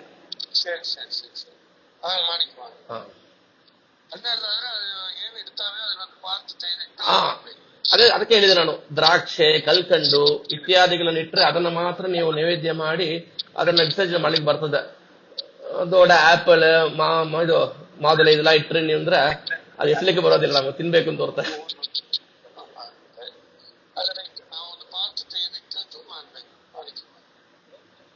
ಸೊ ಹಂಗೆ ಆಕ್ಚುಲಿ ನಾವು ಫುಲ್ಲದ ಮಾಡ್ತೇನೆ, ಪೂಜೆ ಮಾಡಾವಳೆ ದೇವರಿಗೆ ಕೊಟ್ಟು ಹಂಗೆ ಫುಲ್ಲ ಲಕ್ಷ್ಮಿ ಕೊಡ್ತಾನೆ. ಅದೇ ಬ್ರಹ್ಮವಾಯು ಸರಸ್ವತಿ ಅದು ಇದು ಮಾಡಿ ಹೋಗ್ತಾನೆ. ಆಮೇಲೆ ಅದಕ್ಕೆ ಒಂದು ಪಾತ್ ತೆಗೆದು ರಮಾನ ಇದೆ. ಕರೆಕ್ಟ್ ಅದು? ಸರಿ, ಓಕೆ, ಥ್ಯಾಂಕ್ ಯು. ಬೇರೆ ಯಾರಿಗಾದ ಪ್ರಶ್ನೆಗಳು? ಇದು ಏನಂದ್ರೆ ಈ ಅನೇಕ ರೀತಿಯಾಗಿರ್ತಕ್ಕಂಥ ಸಂಪ್ರದಾಯಗಳು ಇದರಲ್ಲಿ ಬಂದಿದೆ. ದೇಶತಃ ಒவ்வೊಂದು ದೇಶದಲ್ಲಿ ಒಂದು ರೀತಿಯಲ್ಲಿ, ಕಾಲತಃ ಒಂದು ಕಾಲದಲ್ಲಿ ಚೇಂಜ್ ಆಗ್ತದೆ, ಎಲ್ಲ ಆಗಿದೆ. ಅದರಿಂದ ಇದಮಿತ್ತಂ ಇದೇ ಹಿಂಗತಾಂಬೋದು ಇಲ್ಲ. ಒಟ್ಟಿಗೆ ಇದರಲ್ಲಿ ಏನ್ ಮಾಡಬೇಕು ಅಂದ್ರೆ, ಲಕ್ಷ್ಮೀ ದೇವಿ ಎಂಬುದು ನಿತ್ಯ ಮುಕ್ತಲವಳು. ಅವಳು ಬಂದು ಪರಮಾತ್ಮನ ನಿತ್ಯಾಭಿಯೋಗಿನಿ, ಯಾವಾಗಲೂ ಪರಮಾತ್ಮನ ಬಿಟ್ಟು ಇರೋದಿಲ್ಲ ಅಂದ್ರೆ ಇರೋದೇ ಇಲ್ಲ. ಅಂತಾವಳಾದ ಲಕ್ಷ್ಮಿಗೆ ಪ್ರತ್ಯೇಕವಾಗಿ ನೈವೇದ್ಯ ಎಂಬುದು ಇಲ್ಲ ಅಂತಲೂ ಒಂದು ಪಕ್ಷ ಇದೆ. ಅದರಿಂದ ರಮಾ ನೈವೇದ್ಯ ಮಾಡೋದಿಲ್ಲ. ರಮಾ ನೈವೇದ್ಯ ಅಂತ ಹೆಸರಿರ್ತದೆ. ಇವರು ರವೀನಾಚಾರ್ಯ ಇದ್ದಾರಲ್ಲ ಚೆನ್ನೈ, ಅವರೊಂದು ಇದು ತೆಗೆದ್ರು, ಮುಂಚೆ ಅಂತ ಇದು ಮಾಡಿದ್ರು. ಅವರು ಸಾಮೂಹಿಕ ಮಾಡಿದ್ರು. ಆಮೇಲೆ ಕ್ಲಾಸ್ ಅಟೆಂಡ್ ಮಾಡಿದ್ದೆ ನಾನು. ಅದ್ರಲ್ಲಿ ರಮಾ ನೈವೇದ್ಯ ಇಂತ ಹೇಳಿರೋರು ಆಕ್ಚುಲಿ ಫುಲ್ ಹಂಗೇನೆ ಲಕ್ಷ್ಮಿ ಕೊಟ್ಟು ಬ್ರಹ್ಮವಾಯು ಇಟ್ಕೊಡ್ರಿ, ಬ್ರಹ್ಮವಾಯು ಸ್ವೀಕಾರ ಮಾಡಿದ್ದು ತಾನೇ ಸನಗಾದೇವರಲ್ಲಿ ಬಿಡಬೇಕು ಎಷ್ಟು ಹೇಳಿರು. ಅದ್ರಲ್ಲಿ ನಾ ಕೇಳಿದೆ ರಮ ಬ್ರಹ್ಮದೇವ ತಿಳಿದು ಬರ್ತೇವೆ ಅಂತ ಕೇಳಿದೆ. ಇಲ್ಲ ಅದರಿಂದ ಒಂದಿಲ್ಲ ತಪ್ಪಿಲ್ಲ. ಹೌದು ಹೌದು ಹೌದು. ಯಾಕಂದ್ರೆ ಎರಡು ಮನುಷ್ಯ ಲಕ್ಷ್ಮೀದೇವನ ಹೇಳಿದ ರೀತಿಯಲ್ಲಿ ಅವಳು ನಿತ್ಯ ಮುಕ್ತಲು, ನಿರ್ದೋಷಲು, ಓನ್ಲಿ ಸೆಕೆಂಡ್ ಟು ಪರಮಾತ್ಮ ಅಷ್ಟೇ. ಅವಳ ಅನುಗ್ರಹ ಇಲ್ಲ ಹಂಗಿದ್ರೆ ಏನೂ ಇಲ್ಲ. ಅವಳ ನೈವೇದ್ಯ ನಾವು ಸ್ವೀಕಾರ ಮಾಡ್ತೇವೆ ಧಾರಾಳ ಮಾಡವು ತಪ್ಪಿಲ್ಲ ಅಂತ ಇದೆ. ಇಲ್ಲ ಅವಳು ಪ್ರತ್ಯೇಕವಾಗಿ ನೈವೇದ್ಯವೇ ಅವಳಿಗೆ ಮಾಡಬಾರದು, ಪರಮಾತ್ಮ ಸಹಿತವಾಗಿಯೇನೇ ಮಾಡಬೇಕು ಅಂತ ಒಂದು ಪಕ್ಷದಲ್ಲಿ ಅವಳಿಗೆ ಪ್ರತ್ಯೇಕ ನೈವೇದ್ಯ ಇಲ್ಲ ಅಂತ ಅರ್ಥ ಅಷ್ಟೇ. ಆದ್ರಿಂದ ಅವಳು ಯಾಕಂದ್ರೆ ಅದಕ್ಕೆ ಆಮೇಲಿರ್ತಕ್ಕಂಥ ಬ್ರಹ್ಮ, ವಾಯು, ಸರಸ್ವತಿ, ಭಾರತೀಯರದ್ದು ನಾವು ತಿನ್ನುವಾಗ ಲಕ್ಷ್ಮೀದೇವಿ ಯಾಕೆ ತಿನ್ನಬಾರ್ದು ನಾವು? ಅವರಿಗಿಂತ ತುಂಬಾ ಉತ್ತಮಳು ಅವಳು. ಇದು ನೋಡಿದ್ರಿ ಅಂದ್ರೆ ಕಕ್ಷೆ ಇಲ್ಲ ಅರ್ಥಾತ್ ಬಂದು ಆ ತಾರತಮ್ಯ ನೋಡಿದ್ರಿ ಅಂದ್ರೆ ಯದ್ಯಪಿ ಇವರು ಎರಡನೇದು ಮೂರನೇದು ಇದ್ರು ಕೂಡ ಅವಳು ನಿತ್ಯ ಮುಕ್ತಲ, ಅವಳಿಗೆ ಸಂಸಾರವೇ ಇಲ್ಲ. ಅವಳಿಗೆ ನಿತ್ಯ ಮುಕ್ತಲಾಗಿರ್ತಕ್ಕಂಥ ಅವಳಿಗೆ ಏನ್ ದೋಷ ಇದೆ? ಆದ್ರೆ ಏನು ನಿತ್ಯಾಭಿಯೋಗಿನಿಯಾಗಿದ್ದಾಳೆ ಪರಮಾತ್ಮನ ಜೊತೆಗೆ ಎಂಬುದಕ್ಕೋಸ್ಕರವಾಗಿ ಅವಳಿಗೆ ಪ್ರತ್ಯೇಕ ನೈವೇದ್ಯ ಮಾಡೋದು ಕಾರಣ ಇಲ್ಲ. ಪರಮಾತ್ಮನಾಗಿ ಮಾಡುವಾಗಲೇನೆ ಅವಳು ಸ್ವೀಕಾರ ಮಾಡಿಬಿಡ್ತಾಳೆ ಎಂಬುದಕ್ಕೋಸ್ಕರವಾಗಿ ಅಂತ ಒಂದು. ಇಲ್ಲೆಲ್ಲ ನಂಗೆ ತುಂಬಾ ಪ್ರೀತಿ ಅದ, ನಂಗೆ ಲಕ್ಷ್ಮೀದೇವಿ ಮಾಡಲೇಬೇಕು, ನಾ ಪೂಜೆ ಮಾಡ್ತೇನೆ ನಾನು ಮಾಡಬೇಕು ಅಂತ ಇತ್ತು ಅಂದ್ರೆ ಆ ಏನು ಬಡಿಸಿದಂತ ಒಂದು ರೂಪ ಲಕ್ಷ್ಮೀ ಪರಿವೇಶ ಐತಿ, ಲಕ್ಷ್ಮಿ ಬಡಿಸಿದ್ದಾಳೆ ಆ ರೂಪಕ್ಕೆ ನೈವೇದ್ಯ ಮಾಡ್ತೇನೆ ಅಂತ ಒಂದು ಅನುಸಂಧಾನ ಮಾಡಿಕೊಂಡು ಬೇಕಾದ್ರೆ ಮಾಡಬಹುದು. ಇದು ಒಂದು. ಮತ್ತು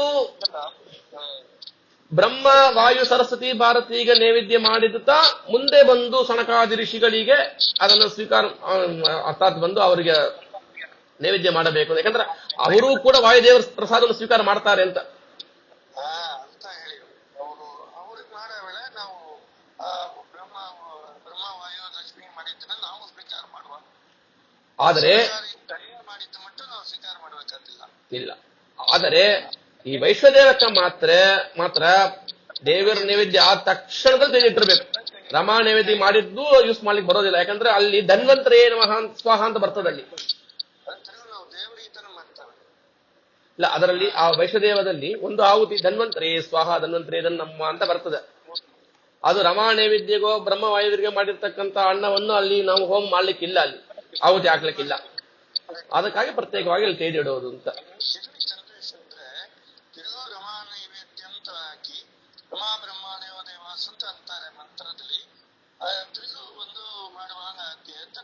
ಇಲ್ಲ ಇಲ್ಲ ಇಲ್ಲ ಇಲ್ಲ, ಅದು ಮಂತ್ರ ಒಂದು ಸಾಂಕೇತಿಕವಾದದ್ದು. ಅಂದ್ರೆ ಈ ರೀತಿಯಾಗಿ ನೀವು ಬಂದು ನೈವೇದ್ಯ ಮಾಡ್ರಿ ಹಂಗಂತ ನಾವು ತಿಳಿಸಿಕೊಡೋದಕ್ಕಷ್ಟೇ. ಈ ತಾರತಮ್ಯದಲ್ಲಿ ಮಾಡ್ರಿ ಹಂಗಂತ ತಿಳಿಸಿಕೊಳ್ಳೋದಕ್ಕಷ್ಟೇ.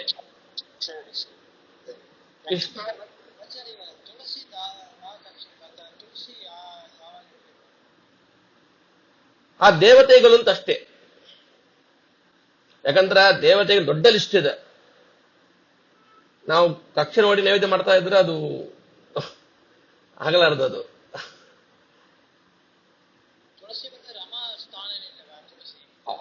ಆ ತುಳಸಿಯಲ್ಲಿ ವಿಶೇಷವಾದ ರಮಾವಿನ ಸನ್ನಿಧಾನ ಇದೆ. ಅಂದ ಮಾತ್ರಕ್ಕೆ ಡೈರೆಕ್ಟ್ ಆಗಿ ತುಳಸಿಯೇ ರಮಾ ಇಲ್ಲ, ಲಕ್ಷ್ಮಿ ಇಲ್ಲ. ತುಳಸಿಯಲ್ಲಿ ವಿಶೇಷವಾದ ಸನ್ನಿಧಾನ ಲಕ್ಷ್ಮೀ ದೇವಿದು ಇದೆ. ಇಷ್ಟಾದ ಮೇಲೆ ಏನು ನಾವು ಬಂದು ಪೀಠಾವರಣಾದಿ ದೇವತಾ ಉದ್ವಾಸಯಾಮಿ ಅಂತ ಹೇಳಿ ಆ ಪೀಠ ಪೂಜೆ, ಆವರಣ ಪೂಜೆನ ಮಾಡಿರ್ತೇವೆ. ಅದನ್ನು ನಾವು ವಿಸ್ತಾರ ನೋಡಿಲ್ಲ ನಾವು. ಪೀಠ ಪೂಜೆ, ಆವರಣ ಪೂಜೆ ಅಂತ ಮಾಡಿರ್ತೇವೆ. ಆ ದೇವತೆಗಳನ್ನು ವಿಸರ್ಜನೆ ಮಾಡಬೇಕು ಅಂತ ಉದ್ವಾಸಯಾಮಿ ಮತ್ತು ವಿಸರ್ಜನೆ ಮಾಡೋದು ಅಂತ ಅರ್ಥ. ಅಲ್ಲಿ ಆವರಣ ಮಾಡಿರ್ತಕ್ಕಂಥದ್ದಾದ ಪೀಠ ದೇವತೆಗಳು, ಆವರಣ ದೇವತೆಗಳನ್ನು ಮತ್ತು ತೊಗೊಳ್ತೇವು ಹಂಗಂತ ಅರ್ಥ. ವಿಡೈ ಕೊಡ್ತು ಅನುಭವ ಅಂತ ಅವ್ರನ್ನ ಕೊಟ್ಟು ಕಳಿಸೋದು ಅಂತ ಅರ್ಥ.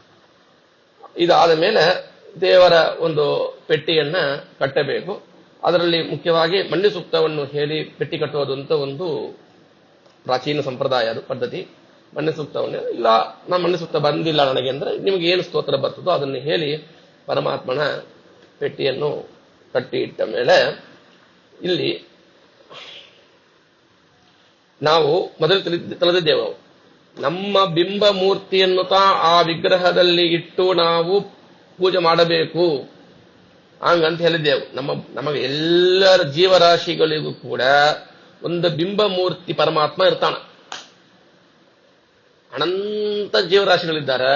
ಅನಂತ ಜೀವರಾಶಿಗಳ ಜೊತೆಗೆ ಆ ಒಂದು ಜೀವನಿಗೂ ಕೂಡ ಒಬ್ಬೊಂದು ಬಿಂಬರೂಪಿ ಪರಮಾತ್ಮ ಅವ್ರ ಜೊತೆಗೆ ಇರ್ತಾನೆ. ಆ ಪರಮಾತ್ಮನಿಗೆ ಅವನಿತ ಮುಖ್ಯವಾಗಿ ಅಹ ಅಂತ ಹೆಸರು. ಅಹ ಅಂದ್ರೆ ಅಹಂ ಅಂತ ಹೇಳ್ತೇವಲ್ಲ, ಅಹಂ ನಾನು ಅಂತ ಹೇಳ್ತೇವಲ್ಲ, ಅದು ಅವನಿತ ಮುಖ್ಯ ಹೆಸರು. ಅಹೇಯತ್ವಾತ್ ಅಹಂ ನಾಮ ಅಂತ. ನೀವು ಯಾರನ್ನ ಅಂದ್ರೆ ಬಿಡೋದು, ಬಿಲ್ಲಕ್ಕೆ ಯೋಗ್ಯವಾದದ್ದು ಅಂತ ಅರ್ಥ. ನೀವು ಯಾರನ್ನ ಬಿಲ್ಲಕ್ಕೆ ಯೋಗ್ಯವಾದದ್ದಲ್ಲವೋ ಅವನು ಅಹಂ ಅಂತ ಅರ್ಥ. ಪರಮಾತ್ಮ ನಮ್ಮಿಂದ ಬಿಲ್ಲಕ್ಕೆ ಸಾಧ್ಯವಾ? ನಮ್ಮ ಜೊತೆಗೆ ಅನಾದಿ ಕಾಲದಿಂದ ಅನಂತ ಕಾಲದವರೆಗೆ ನಮ್ಮ ಜೀವರಾಶಿ ಜೊತೆಗೇ ಇರ್ತಾನೆ, ನಮ್ಮ ಜೀವನ ಜೊತೆಗೆ ಇರ್ತಾನ. ಅವ ಇಲ್ಲ ಹಂಗಿದ್ರೆ ನಾವಿಲ್ಲ. ಅಂತ ಪರಮಾತ್ಮನನ್ನು ನಾವು ಬಂದು ನಮ್ಮ ಆ ವಿಗ್ರಹದಲ್ಲಿ ಚಿಂತನೆ ಮಾಡಿ ಅಲ್ಲಿ ಸ್ಥಾಪನೆ ಮಾಡಿ ನಾವು ಪೂಜೆ ಮಾಡ್ತೇವೆ.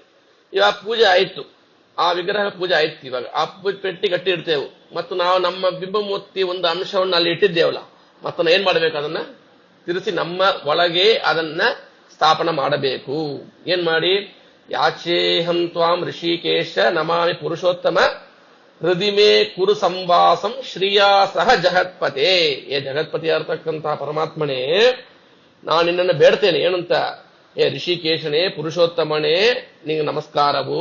ಏನ್ ಮಾಡು ನೀನು? ಮೇ ಹೃದಯ, ನನ್ನ ಹೃದಯದಲ್ಲಿ ಶ್ರೀಯಾ ಸಹ ವಾಸಂ ಕುರು. ಈ ಲಕ್ಷ್ಮೀದೇವಿ ಸಹಿತವಾಗಿ ಬಂದು ವಾಸವಾಗಿ ಇರು ಅಂತ ಆ ವಿಗ್ರಹದಲ್ಲಿರ್ತಕ್ಕಂಥ ಏನ್ ನಾವು ಮೊದಲಿಗೆ ಬಂದು ಅಲ್ಲಿ ನಾವು ಆವಾಹನ ಮಾಡಿದೆವು, ಆ ಪರಮಾತ್ಮನ ರೂಪವನ್ನು, ಆ ಅಂಶವನ್ನು ಮತ್ತು ನಮ್ಮ ಹೃದಯದಲ್ಲಿ ತಗೊಂಡು ಬಂದು ಇಡಬೇಕು. ಹಾಗಂತ ಈ ರೀತಿಯಾಗಿ ಪ್ರಾರ್ಥನೆ ಮಾಡಬೇಕು. ಇನ್ನೊಂದು ಶ್ಲೋಕ ಹೇಳ್ತೇನೆ ನಾನು. ಯಾಚೇಹಂ ತ್ವಾಂ ಋಷಿಕೇಶ ನಮಾಮಿ ಪುರುಷೋತ್ತಮ ಹೃದಿಮೇ ಕುರು ಸಂವಾಸಂ ಶ್ರೀಯಾ ಸಹ ಜಗತ್ಪತೆ.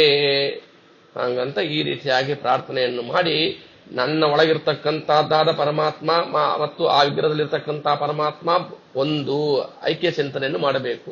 ಮಾಡಿ ಮತ್ತು ಉದ್ವಾಸಯಾಮಿ ಅಂತ ಹೇಳಿ ಆ ಪರಮಾತ್ಮ ಮತ್ತು ನಮ್ಮ ಹೃದಯ ಕಮಲದಲ್ಲಿ ಸ್ಥಾಪನೆಯನ್ನು ಮಾಡಬೇಕು ಅಂತ ಇಷ್ಟು ಇದ್ರ ಹೇಳಿದ್ದಾರೆ.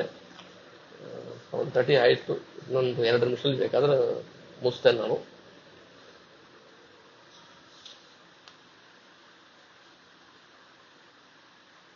ಆಯ್ತು. ಸೊ ಇಷ್ಟಾದ ಮೇಲೆ ಯಶಸ್ಮೃತ್ಯಾಚನ ಮುಕ್ತಿಯ ಪೂಜಾ ಕ್ರಿಯಾದಿಶು ನನ್ನ ಸಂಪೃತಾಮ್ಯ ಸಿದ್ಧಾಂತ ಅಂತ ಹೇಳಿ ಅದು ಪ್ರಸಿದ್ಧವಾಗ್ತಕ್ಕಂಥ ಎಲ್ಲರೂ ನಿತ್ಯ ಮಾಡ್ತಕ್ಕಂಥದ್ದು. ಮಂತ್ರಹೀನಂ ಕ್ರಿಯಾನ ಭಕ್ತಿಹೀನೃತಂತಮಯಾದಿ ಪರಿಪೂರ್ಣಸ್ಮ್ಯಾನೇನ ಶ್ರೀ ಲಕ್ಷ್ಮೀನಾರಾಯಣಸ್ಯ ಷೋಡಶೋಪಚಾರ ಪೂಜನೇನ ಭಗವಾನ್ ಭಾರತೀರಮಣ ಮುಖ್ಯ ಪ್ರಾಣಾಂತರ್ಗತ ಶ್ರೀ ಲಕ್ಷ್ಮೀನಾರಾಯಣ ಅಥವಾ ನಿಮ್ಮ ಕುಲದೇವರು ಲಕ್ಷ್ಮೀ ವೆಂಕಟೇಶ ಲಕ್ಷ್ಮೀ ನರಸಿಂಹ ಪ್ರಿಯತಾಂ ಸುಪ್ರೀತ ವರದೋ ಭವತು ಶ್ರೀಕೃಷ್ಣ ಅರ್ಪಣಮಸ್ತು ಅಂತ ಹೇಳಿ ನೀರು ಹಾಕಿ ಪೆಟ್ಟಿ ಕಟ್ಟಿದ ಮೇಲೆ ನೀರು ಹಾಕಿ ಬಿಟ್ಟದ ಮೇಲೆ ಏನ್ ಮಾಡಬೇಕು? ಗುರುಗಳಿಗೆ ಹಸ್ತೋದಕವನ್ನು ಮಾಡಬೇಕು. ಗುರುಗಳ ಹಸ್ತೋದಕವನ್ನು ಪ್ರತ್ಯೇಕವಾಗಿ ತೆಗೆದಿಟ್ಟು ನಿಮ್ಮ ಬ್ರಹ್ಮ ಅಂತ ಗುರು ಸಾಕ್ಷಾತ್ ಇಲ್ಲಿ ಕೊಟ್ಟಿದ್ದಾರೆ. ಅದರ ಮಧ್ವಾಚಾರ್ಯ ಇಲ್ಲಿ ಬರೋದಿಲ್ಲ. ಈ ಹಸ್ತೋದಕ ಅಂತ ಹೇಳೋ ಸಂದರ್ಭದಲ್ಲಿ ಮಧ್ವಾಚಾರ್ಯ ಬರೋದಿಲ್ಲ. ಪುಸ್ತಕದಲ್ಲಿ ಶ್ಲೋಕ ಆ ರೀತಿಯಾಗಿ ಮಠದಲ್ಲಿ ಹೇಳೋ ಪದ್ಧತಿ ಅದರಿಂದ ಅಲ್ಲಿ ಕೊಟ್ಟಿದ್ದಾರೆ. ಅಂತೂ ಮಧ್ವಾಚಾರ್ಯರಿಗೆ ವಾಯುದೇವರು ಅಲ್ಲೇ ನೈವೇದ್ಯ, ಅವರೇ ಸಾಕ್ಷಾತ್ ವಾಯುದೇವರು, ಅಲ್ಲೇ ನೈವೇದ್ಯ. ಇಲ್ಲಿ ಮತ್ತು ನೈವೇದ್ಯ ಅವರಿಗೆ ಇಲ್ಲ. ಮತ್ತು ಯಾರು ಟೀಕಾಕೃತ್ಪಾದರು, ವಾದಿರಾಜರು, ವಿಜೇಂದ್ರ ಸ್ವಾಮಿಗಳು, ರಘುತ್ತಮರು, ರಾಯರು ಇತ್ಯಾದಿಯಾಗಿ ಬೇರೆ ಯಾರ್ಯಾರಿಗೂ ನೀವು ಬಂದು ನೈವೇದ್ಯ ಮಾಡಬೇಕು, ಹಸ್ತೋದಕ ಮಾಡಬೇಕು ಅಂತ ಇಚ್ಛೆ ಇದೆಯೋ ಅವರಿಗೆ ಎಲ್ಲ ಎಷ್ಟು ಅನ್ನ ಬೇಕೋ ಅಷ್ಟು ತೆಗೆದಿಟ್ಟು ಮುಂದೆ ಇರತಕ್ಕಂತಹ ಮಂತ್ರಗಳಿಂದ ನಿತ್ಯ ನಿತ್ಯ ಜಗದ್ಧಾತ್ರೆ ನಿತ್ಯಾಯ ಜ್ಞಾನಮೂರ್ತಿಯೇ ಪುನಃ ಆನಂದಾಯ ಸರ್ವಜ್ಞ ಭಜೇ ನಮಃ ಯಸ್ಮಾತ್ ಬ್ರಹ್ಮೇಂದ್ರ ರುದ್ರಾದಿ ದೇವತಾನಾಂ ಶ್ರೇಯೋಪಿ ಚ ಜ್ಞಾನಸ್ಫೂರ್ತಿ ಸದಾ ತಸ್ಮೈ ಹರೇ ಗುರವೇ ನಮಃ ಚಿತ್ರೇ ಪದೇಶ ಗಂಭೀರೇರು ವಾಕ್ಯೇರ್ ಮಾಂಡಖಂಡಿತೆಯಿಂದ ಇತ್ಯಾದಿಯಾಗಿ ಅವರವರ ಶ್ಲೋಕಗಳನ್ನು ಕೊಟ್ಟಿದ್ದಾರೆ. ಭಕ್ತಾನ ಮಾನಸಾಂಬೋಜ ವಾದಿರಾಜ ತೀರ್ಥರು ತಪೋವಿದ್ಯಾ ಇತ್ಯಾದಿ ಭಾವಬೋಧ ಕೃತಂ ಸೇವೆ ರಘುತ್ತಮ ಮಹಾಗುರು ಪೂಜ್ಯ ರಾಘವೇಂದ್ರ ಧರ್ಮರಾಜ ಪ್ರತಾಂ ಕೃಪರುಕ್ಷ ಕಾಮಧೇನುವಿಂದ ಇತ್ಯಾದಿಯಾಗಿ ನಿಮ್ಮ ಇಚ್ಛಾನುಸಾರ ಎಷ್ಟೆಷ್ಟು ಯತಿಗಳಿಗೆ ನೀವು ಹಸ್ತೋದಕ ಮಾಡಬೇಕು ಅಂತಿದೆಯೋ ಅವರಿಗೆ ಪ್ರತ್ಯೇಕ ತೆಗೆದಿಟ್ಟು ಅವರಿಗೆ ಶಂಖತೀರ್ಥ ಒಂದ್ಸಲ ಕೊಟ್ಟು 3 ಸಲ ತೀರ್ಥವನ್ನು ಕೊಟ್ಟು, ಕೆಲವರ ಮನೆಯಲ್ಲಿ ಬೃಂದಾವನ ಇರ್ತದೆ, ಅದಕ್ಕೆ ಕೊಡ್ರಿ. ಬೃಂದಾವನ ಇಲ್ಲ ಅಂತ ಪರವಾಗಿಲ್ಲ, ಒಂದು ಪ್ಯಾಲಾದಲ್ಲಿ ಅನುಸಂಧಾನ ಮಾಡಿಕೊಂಡು ಆ ತೀರ್ಥವನ್ನು ಕೊಟ್ಟು ಆ ಎಷ್ಟು ಭಾಗವನ್ನು ಮಾಡಿದ್ದೀರೋ ಆ ಭಾಗ ಯಾರ್ಯಾರು ಮಾಡಿದ್ದೀರೋ ಆ ಸತ್ಯನ ತತ್ವನ ಪ್ರಶಂಸಾಮಿ ವೃತಪಸ್ತ್ರ ಸಹ ಪ್ರಾಣಯ ಸ್ಥಾಪನೆ ಸ್ವಾನ ಸುಗನ ಸಮನಸ್ಸು ಬ್ರಹ್ಮಣೇಶ್ವ ಅಂತ ಹೇಳಿದ ಮೇಲೆ ಈ ಮುಂದೆ ಬರ್ತಕ್ಕಂತಹದ್ದಾದ ಶ್ಲೋಕವನ್ನು ನೀವು ಹೇಳಬಹುದು. ಏನೋದು? ಯತಿ ಹಸ್ತೆ ಜಲಂ ದಧ್ಯಾತ್ ಭೈಕ್ಷ್ಯಂ ದಧ್ಯಾತ್ ಪುನರ್ಜಲಂ ತದನ್ನಂ ಮೇರುನಾ ತುಲ್ಯಂ ತಜ್ಜಲಂ ಸಾಗರೋಪಮಂ. ಯಾವ ಯತಿ ಸನ್ಯಾಸಿಗಳ ಹಸ್ತದಲ್ಲಿ ಕೊಡಲ್ಪಟ್ಟಿರ್ತಕ್ಕಂಥದ್ದಾದ ನೀರು ಹಸ್ತದಲ್ಲಿ ಕೊಡ್ತಕ್ಕಂಥ ನೀರು ಅಸ್ತೋದಕ ಅಂತ, ಅದು ಭೈಕ್ಷ್ಯಂ ಅಂದ್ರೆ ಊಟ ಮಾಡೋದಕ್ಕೋಸ್ಕರ ಕೊಟ್ಟದ್ದು. ಆ ತದನ್ನಂ ಮೇರುನಾತುಲ್ಯಂ, ಆ ಏನು ಅವ್ರು ಊಟ ಮಾಡ್ತಾರೆ ಆ ಊಟ ಮಾಡ್ತಾರಲ್ಲ ಅದು ಮೇರುನಾತುಲ್ಯಂ, ಮೇರು ಪರ್ವತ ಇದಲ್ಲ ಅದಕ್ಕೆ ಸದೃಶವಾಗಿ ಆಗ್ತದಂತ. ಆ ನೀರು ಏನಾಗ್ತದಂದ್ರೆ ತಜ್ಜಲಂ ಸಾಗರೋಪಮಂ, ಆ ಇಡೀ ಸಾಗರವನ್ನೇ ಅವರಿಗೆ ಕೊಟ್ಟ ರೀತಿಯಲ್ಲಿರ್ತಕ್ಕಂಥದ್ದು ಅಂತ. ಆ ಒಂದು ಡ್ರಾಪ್ ನೀರು ಅಂತ ಅರ್ಥ. ಆ ಒಂದು ಕಾಲು ಅನ್ನ ಮೇರು ಪರ್ವತದಂಗ ಬೆಳೀತದಂತೆ, ಆ ಒಂದು ಹನಿ ನೀರು ಅದು ನಮ್ಮ ಸಾಗರವಾಂಗ ನಮಗೆ ಪುಣ್ಯವನ್ನು ಕೊಡ್ತದೆ ಅಂತ ಅರ್ಥ. ಬಟೌತು ಸಮದತ್ತಂ ಸ್ಯಾತ್ ಗೃಹಸ್ಥೇ ದ್ವಿಗುಣಂ ಭವೇತ್ ವಾನಪ್ರಸ್ಥೆ ಶತಗುಣಂ ಯಥೋ ತತ್ರ ದತ್ತಮನಂತಕಂ. ಬಟು ಬ್ರಹ್ಮಚಾರಿಗೆ ಒಬ್ಬರಿಗೆ ಅನ್ನ ಹಾಕಿದ್ರೆ ಒಬ್ಬನಿಗೆ ಹಾಕಿದಂತ ಅಷ್ಟೇ. ಬಟೌತು ಸಮದತ್ತಂ ಸ್ಯಾತ್ ಒಬ್ಬನಿಗೆ ಹಾಕಿದಂತಷ್ಟೇ. ಗೃಹಸ್ಥೇ ದ್ವಿಗುಣಂ ಭವೇತ್, ಗೃಹಸ್ಥರು ಅಂದ್ರೆ ಇಬ್ಬರು, ನಾವು ಬ್ರಾಹ್ಮಣ ಸುವಾಶ್ರಿ ಅಂತ ಕರಿತೇವೆ, ಇಬ್ಬರು ಇರ್ತಾರೆ ಗೃಹಸ್ಥರು. ವಾನಪ್ರಸ್ಥೆ ಶತಗುಣಂ, ವಾನಪ್ರಸ್ಥರು ಇರ್ತಾರಲ್ಲ, ಈ ಕಲಿಯುಗದಲ್ಲಿ ವಾನಪ್ರಸ್ಥ ಎಂಬುದು ನಿಷಿದ್ಧವಾದದ್ದು. ವಾನಪ್ರಸ್ಥರು ಅಂದ್ರೆ ಕಾಡಿಗೆ ಎಲ್ಲವನ್ನು ಬಿಟ್ಟು ಹೋಗಿರ್ತಕ್ಕಂಥ ಅವರು ಅಂತ ಅರ್ಥ. ಅವರಿಗೆ ಕೊಟ್ರೆ ಅದು ಶತಗುಣಂ, 100 ಟೈಮ್ಸ್, ಮಲ್ಟಿಪಲ್ಸ್ ಆಫ್ 100 ಟೈಮ್ಸ್ ಅಂತ ಅರ್ಥ. ಯಥೋ ದತ್ತಂ ಅನಂತಕಂ, ಯತಿಗೆ ಕೊಟ್ರೆ ಅದು ಅನಂತ ಫಲವನ್ನು ಕೊಡ್ತಕ್ಕಂತಹದ್ದು. 1, 2, 100 ಇಲ್ಲವೇ ಇಲ್ಲ, ಅದಕ್ಕೆ ನಂಬರ್ಸೇ ಇಲ್ಲ, ಇನ್ಫಿನಿಟ್. ಮತ್ತು ಯತಿರ್ಯತ್ರ ಗೃಹೇ ಭುಂಕ್ತೆ ಯತ್ರ ಭುಂಕ್ತೆ ಹರಿಸ್ವಯಂ, ಹರಿಯತ್ರ ಗೃಹೇ ಭುಂಕ್ತೆ ಯತ್ರ ಭುಂಕ್ತೆ ಜಗತ್ರಯಂ. ಯತಿಗೂ ಸನ್ಯಾಸಿಗಳು ಯತ್ರ ಗೃಹೇ ಭುಂಕ್ತೆ, ಯಾವ ಮನೆಯಲ್ಲಿ ಊಟ ಮಾಡ್ತಾರೋ ಅಲ್ಲಿ ತತ್ರ ಭುಂಕ್ತೆ ಹರಿಸ್ವಯಂ, ಸಾಕ್ಷಾತ್ ಭಗವಂತನೇ ಬಂದು ಊಟ ಮಾಡ್ತಾನಂತಾವ. ಸರಿ, ಹರಿಹಿ ಯತ್ರ ಗೃಹೇ ಭುಂಕ್ತೆ, ಹರಿ ಪರಮಾತ್ಮ ಬಂದು ಯಾವ ಮನೆಯಲ್ಲಿ ಬಂದು ಊಟ ಮಾಡ್ತಾನೋ ತತ್ರ ಭುಂಕ್ತೆ, ಇಡೀ 3 ಜಗತ್ತೇ ಅಲ್ಲಿ ಊಟ ಮಾಡಿದಾಗ ಸಮಾನ ಆಗ್ತದಂತ. ತತ್ರ ಭುಂಕ್ತೆ ಜಗತ್ರಯಂ, ಇಡೀ 3 ಲೋಕಕ್ಕೆ ನೀವು ಬಂದು ಅನ್ನದಾನ ಮಾಡಿರ್ತಕ್ಕಂತಹದ್ದಾದ ಫಲ ಬರ್ತದ ಅಂತ ಹೇಳಿದ್ದಾರೆ. ಅನೇನ ಭಿಕ್ಷಾ ಪ್ರದಾನೇನ ಶ್ರೀಮತ್ ಟೀಕಾಕೃತ್ಪಾದ ಗುರುವಂತರದ ಭಾರತೀಯರ ಮುಖ್ಯ, ನಿಮ್ಮ ಇಷ್ಟಾನುಸಾರ ಹೇಳಿ. ತೀರ್ಥ ಗುರುವಂತರದ ಭಾರತೀಯರ ಮುಖ್ಯ ಪ್ರಾಣಾಂತರದ ಸೀತಾಪತಿ ಶ್ರೀರಾಮಚಂದ್ರ ಸೀತಾವರ್ಧಬಹುದು ಶ್ರೀಕೃಷ್ಣ ಅರ್ಪಣಮಸ್ತು ಹಂಗಂತ ಈ ಅಸ್ತೋದಕವನ್ನು ಕೊಟ್ಟು ಮುಗಿಸಬೇಕು. ಇದಾದ ಮೇಲೆ ಆಲ್ರೆಡಿ ಪರ್ಮಿಸ್ ಎಷ್ಟಾಯ್ತು. ಹಲೋ, ಒಂದು ನಿಮಿಷ. ಇವಾಗ ನೀವು ಹಸ್ತೋದಕ ಇದೆಯಲ್ಲ, ಅಲ್ಲಿ ಚಂದನ ಪುಷ್ಪ ತುಳಸಿ ಎಲ್ಲ ಕೊಡ್ತವೆ, ತೀರ್ಥ ಕೊಡ್ತವೆ. ಆಮೇಲೆ ಅನ್ನಾದಿಗಳಿಗೆ ಗಾಯತ್ರಿ ಕೃಷ್ಣಂಶ ಇದಕ್ಕೆ ಬರುತ್ತಾರೆ. ಅದೇ ಹೇಳಿದಾರ ತತ್ವವನ್ನು ಬರ್ಕೋದೇವಸ್ಥೆ ಪ್ರೋಕ್ಷಣೆ ಮಾಡಿ ಹಂಗೆ ನೈವೇದ್ಯ ಮಾಡಿತ್ತು, ಅದನ್ನ ಹಂಗೆ ಮಾಡಬಾರ್ದು ಇಲ್ವಾ? ಸರಿ, ಅದು ಸರಿ. ಇಷ್ಟಾದ್ಮೇಲೆ ನಾವು ತೀರ್ಥ ತಗೊಬಹುದು ಅಂತ ಅಲ್ಲಿ ಮುಗಿಸ್ತಾರೆ. ಇದೆ 1-2 ನಿಮಿಷ ಮುಗಿಸಿರ್ತೇನೆ. ಒಂದೇ ಒಂದು ಪೇಜ್ ಇದೆ. ಶಾಲಗ್ರಾಮ ಜಲಂ ಪೀತ್ವಾ ಕೋಟಿ ಯಜ್ಞ ಫಲಂ ಲಭೇತ್ ಅಕಾಲ ಮೃತ್ಯರ್ಣಂ ಸರ್ವ್ಯಾಧಿ ನಿವಾರಣಂ ಸರ್ವದುರಿತ ಉಪಶಮನಂ ವಿಷ್ಣು ಪಾದೋದಕಂ ಶುಭಂ ಅಂತ. ಇದೆಷ್ಟು ಆದ ಮೇಲೆ ನಾವು ತೀರ್ಥ ತಗೊಬಹುದು ಅಂತ. ಇದಾದ ಮೇಲೆ ಕೆಲವರು ಬಂದು ತಂದೆ ತಾಯಿ ಇಲ್ಲದೆ ಇರ್ತಕ್ಕಂಥ ತರ್ಪಣಾಧಿಕಾರಿ ಉಳ್ಳವರು, ಬ್ರಹ್ಮಯಜ್ಞ ಮಾಡೋವರು ಇವಾಗ ಬ್ರಹ್ಮಯಜ್ಞವನ್ನು ಮಾಡಿ ಮುಗಿಸಿ ಆಮೇಲೆ ತೀರ್ಥ ತಗೊಂತಾರೆ. ಇಲ್ಲ ಬ್ರಹ್ಮಯಜ್ಞ ಮೊದಲೇ ಮಾಡಿಟ್ಟ ನಾ ಜೀವ ಪಿತೃಕ ಅಂದ್ರ ಆ ತರ್ಪಣಾಧಿಕಾರಿ ಇಲ್ಲ ಅಂದ್ರೆ ಮೊದಲೇ ನಾ ಬ್ರಹ್ಮಯಜ್ಞ ಮಾಡಿಟ್ಟೆ ಅಂದ್ರೆ ಇವಾಗ ಡೈರೆಕ್ಟ್ ಆಗಿ ತೀರ್ಥವನ್ನು ಸ್ವೀಕಾರ ಮಾಡ್ಲಿಕ್ಕೆ ಬರ್ತದೆ. ಕಾರಣ ಬ್ರಹ್ಮಯಜ್ಞ ಮಾಡ್ತಾ ಇಲ್ಲ, ನನಗೆ ಮಾಡೋ ಇದಿಲ್ಲ, ಪದ್ಧತಿ ಅಭ್ಯಾಸ ಇಲ್ಲ ಅಂದ್ರೆ ಅವರು ಯಥಾ ಪ್ರಕಾರವಾಗಿ ಈ ಪರಮಾತ್ಮನಿಗೆ ಪಟ್ಟಿ ಕಟ್ಟಿ ಆದ್ಮೇಲೆ ಎಷ್ಟೋ ಈ ಭಿಕ್ಷಾ ಪ್ರದಾನ ಅರ್ಥಾತ್ ಹಸ್ತೋದಕಗಳ ಆದ್ಮೇಲೆ ನೀವು ನಿಮ್ಮ ತೀರ್ಥವನ್ನು ಮೊದಲಿಗೆ ಇನ್ನೊಬ್ಬರಿಗೆ ಕೊಡ್ರಿ.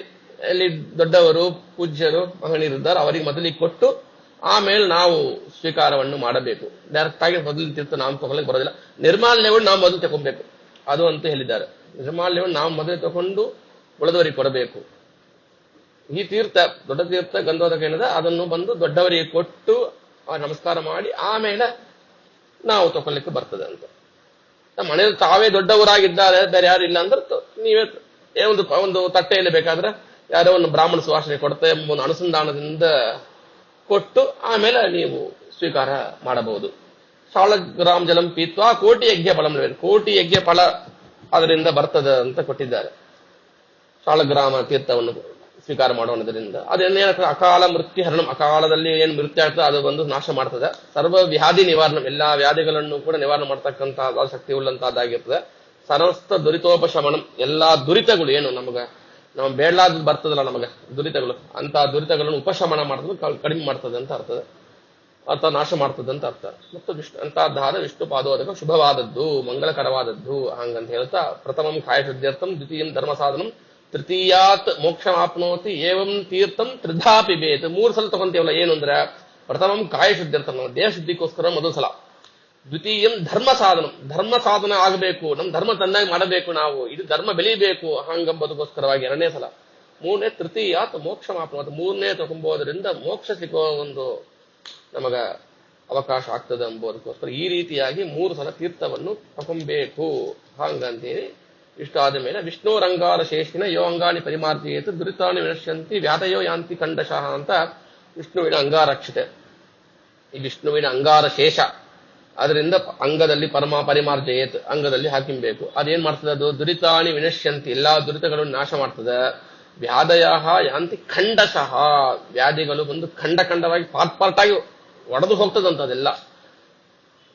ಆಮೇಲೆ ಕೊನೆಯಲ್ಲಿ ಊಟ ಮಾಡ್ತೇವೆ. ಏನು ಪರಮಾತ್ಮ ನೈವೇದ್ಯ ಮಾಡಿರ್ತಕ್ಕಂಥದ್ದಾದ ಅನ್ನವನ್ನು ನೈವೇದ್ಯ ಮಾಡ್ತೇವೆ, ಊಟ ಮಾಡ್ತೇವೆ. ಇದಮ್ಮಣ್ಣಂ ಪವಿತ್ರಂ ಸ್ಯಾತ್ ಪಾನೀಯಂ ಶಾತಿಪಾವಣಂ ಭುಕ್ತ ಪೀತ ವಿಶುದ್ಧರ್ಥಂ ಪಿಬೇತ್ ಪಾದೋದಕಂ. ಇದು ಒಂದು ಊಟ ಮಾಡಿದ ಮೇಲೆ ತಗೊಳ್ಬ ತೀರ್ಥಿಗ ಮಂತ್ರ. ಇದು ಏನಂದ್ರ ಏನು ನಾವು ಊಟ ಮಾಡಿದ್ದೇವು ಅದು ಶುದ್ಧಿ ಆಗ್ಲಿಕ್ಕೋಸ್ಕರವಾಗಿ ಪಾದೋದಕಂ ಮರೆಯೇ ಪಿಬೇತ್, ಉಂಡ ತೀರ್ಥ ತಗೊಂತೇವಲ್ಲ ನಾವು, ಅದಕ್ಕ ಈ ಮಂತ್ರ. ಅದು ನಾವು ಒಳಗೆ ಹೋಗಿರ್ತಕ್ಕಂಥದ್ದಾದ ಅನ್ನ ಅದು ಇನ್ನು ಶುದ್ಧವಾಗಿ ಆಗಲಿ. ಈ ತೀರ್ಥ ಒಳಗೆ ಹೋಗಿ ಬಿದ್ದು ಆ ಅನ್ನ ಇನ್ನು ನನ್ನ ಒಂದು ದೇಹ ಸಂಬಂಧದಿಂದ ಅದೇನಾದ್ರು ಸ್ವಲ್ಪ ಮಲ ಆಗಿದ್ರೆ ಆ ತೀರ್ಥ ಅಲ್ಲಿಯೂ ಹೋಗಿ ಅದನ್ನು ಕೂಡ ಪವಿತ್ರವನ್ನು ಮಾಡಲಿ ಎನ್ನುವುದಕ್ಕೋಸ್ಕರವಾಗಿ ಈ ಇಷ್ಟು ಪೂಜೆಯನ್ನು ಹೇಳಿದ್ದಾರೆ. ನನ್ನ ಯಥಾಮತಿ ಯಥಾಶಕ್ತಿಯಾಗಿ ನಾನು ಹೇಳಿದ್ದೇನೆ. ದೋಷಗಳೇನ ಇದ್ರೆ ಅದು ನನ್ನದೇ. ಅದು ಅಮಾವಾಸ್ಯೆ ತರ್ಪಣ ನಡೆಸಿದ ಮೇಲೆ ತೀರ್ಥ ತಗೊಂಡು ತರ್ಪಣ ಆದಮೇಲೆ. ಇನ್ನೊಂದು ಪ್ರಶ್ನೆ, ಈ ಶಾಖಾವರ್ಗದಲ್ಲಿ ಕೆಲವರು ಹೇಳಿದ್ರು ಈ ಬಾಳೆಗೆ ನೈವೇದ್ಯಕ್ಕೆ ಬರ್ತಾರೆ, ಬರೋದಿಲ್ಲ. ಯಾವ ಮಠದಲ್ಲಿ ಬರೋದಿಲ್ಲ. ಕೆಲವು ಮಠದಲ್ಲಿ ಮಾವಿನ ಹಣ್ಣು ಬರ್ತದೆ, ಕೆಲವು ಮಠದಲ್ಲಿ ತೆಂಗಿನಕಾಯಿ ಬರ್ತದೆ, ಕೆಲವು ಮಠದಲ್ಲಿ ಬರೋದಿಲ್ಲ. ಅದೆಲ್ಲ ಇದೆ. ಈ ಬಾಳೆಹಣ್ಣು ಯಾವ ಮಠಕ್ಕೂ ಬರೋದಿಲ್ಲ.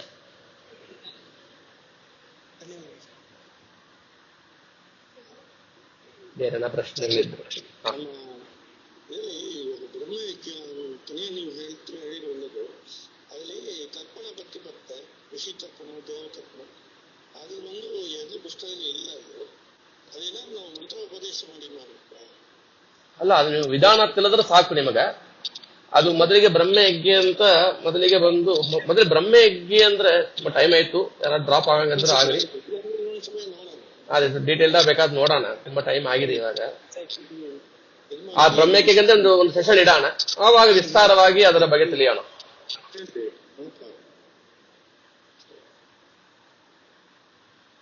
ಆರಂಭಿಸೋದು ಎಷ್ಟು ಲೇಟ್ ಆದ್ರೂ ಮುಗಿಸೋದು ಕರೆಕ್ಟ್ ಮುಗಿಸ್ಬೇಕು. ಆವಾಗ ನೆಕ್ಸ್ಟ್ ಟೈಮ್ ಮತ್ತು ಕ್ಲಾಸಿಗೆ ಬರೋರು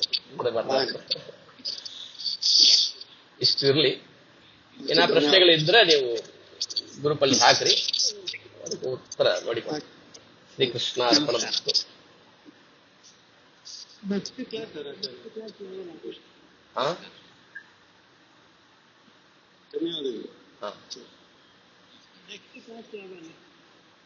ನೆಕ್ಸ್ಟ್ ವೀಕ್ ನಿಮ್ ಮೆಸೇಜ್ ಕಳಿಸ್ತಾರೆ, ಇವಾಗ ಗ್ರೂಪ್ ಅಲ್ಲಿ ಕಳಿಸ್ತಾರೆ. ಧನ್ಯವಾದ. ಧನ್ಯವಾದ.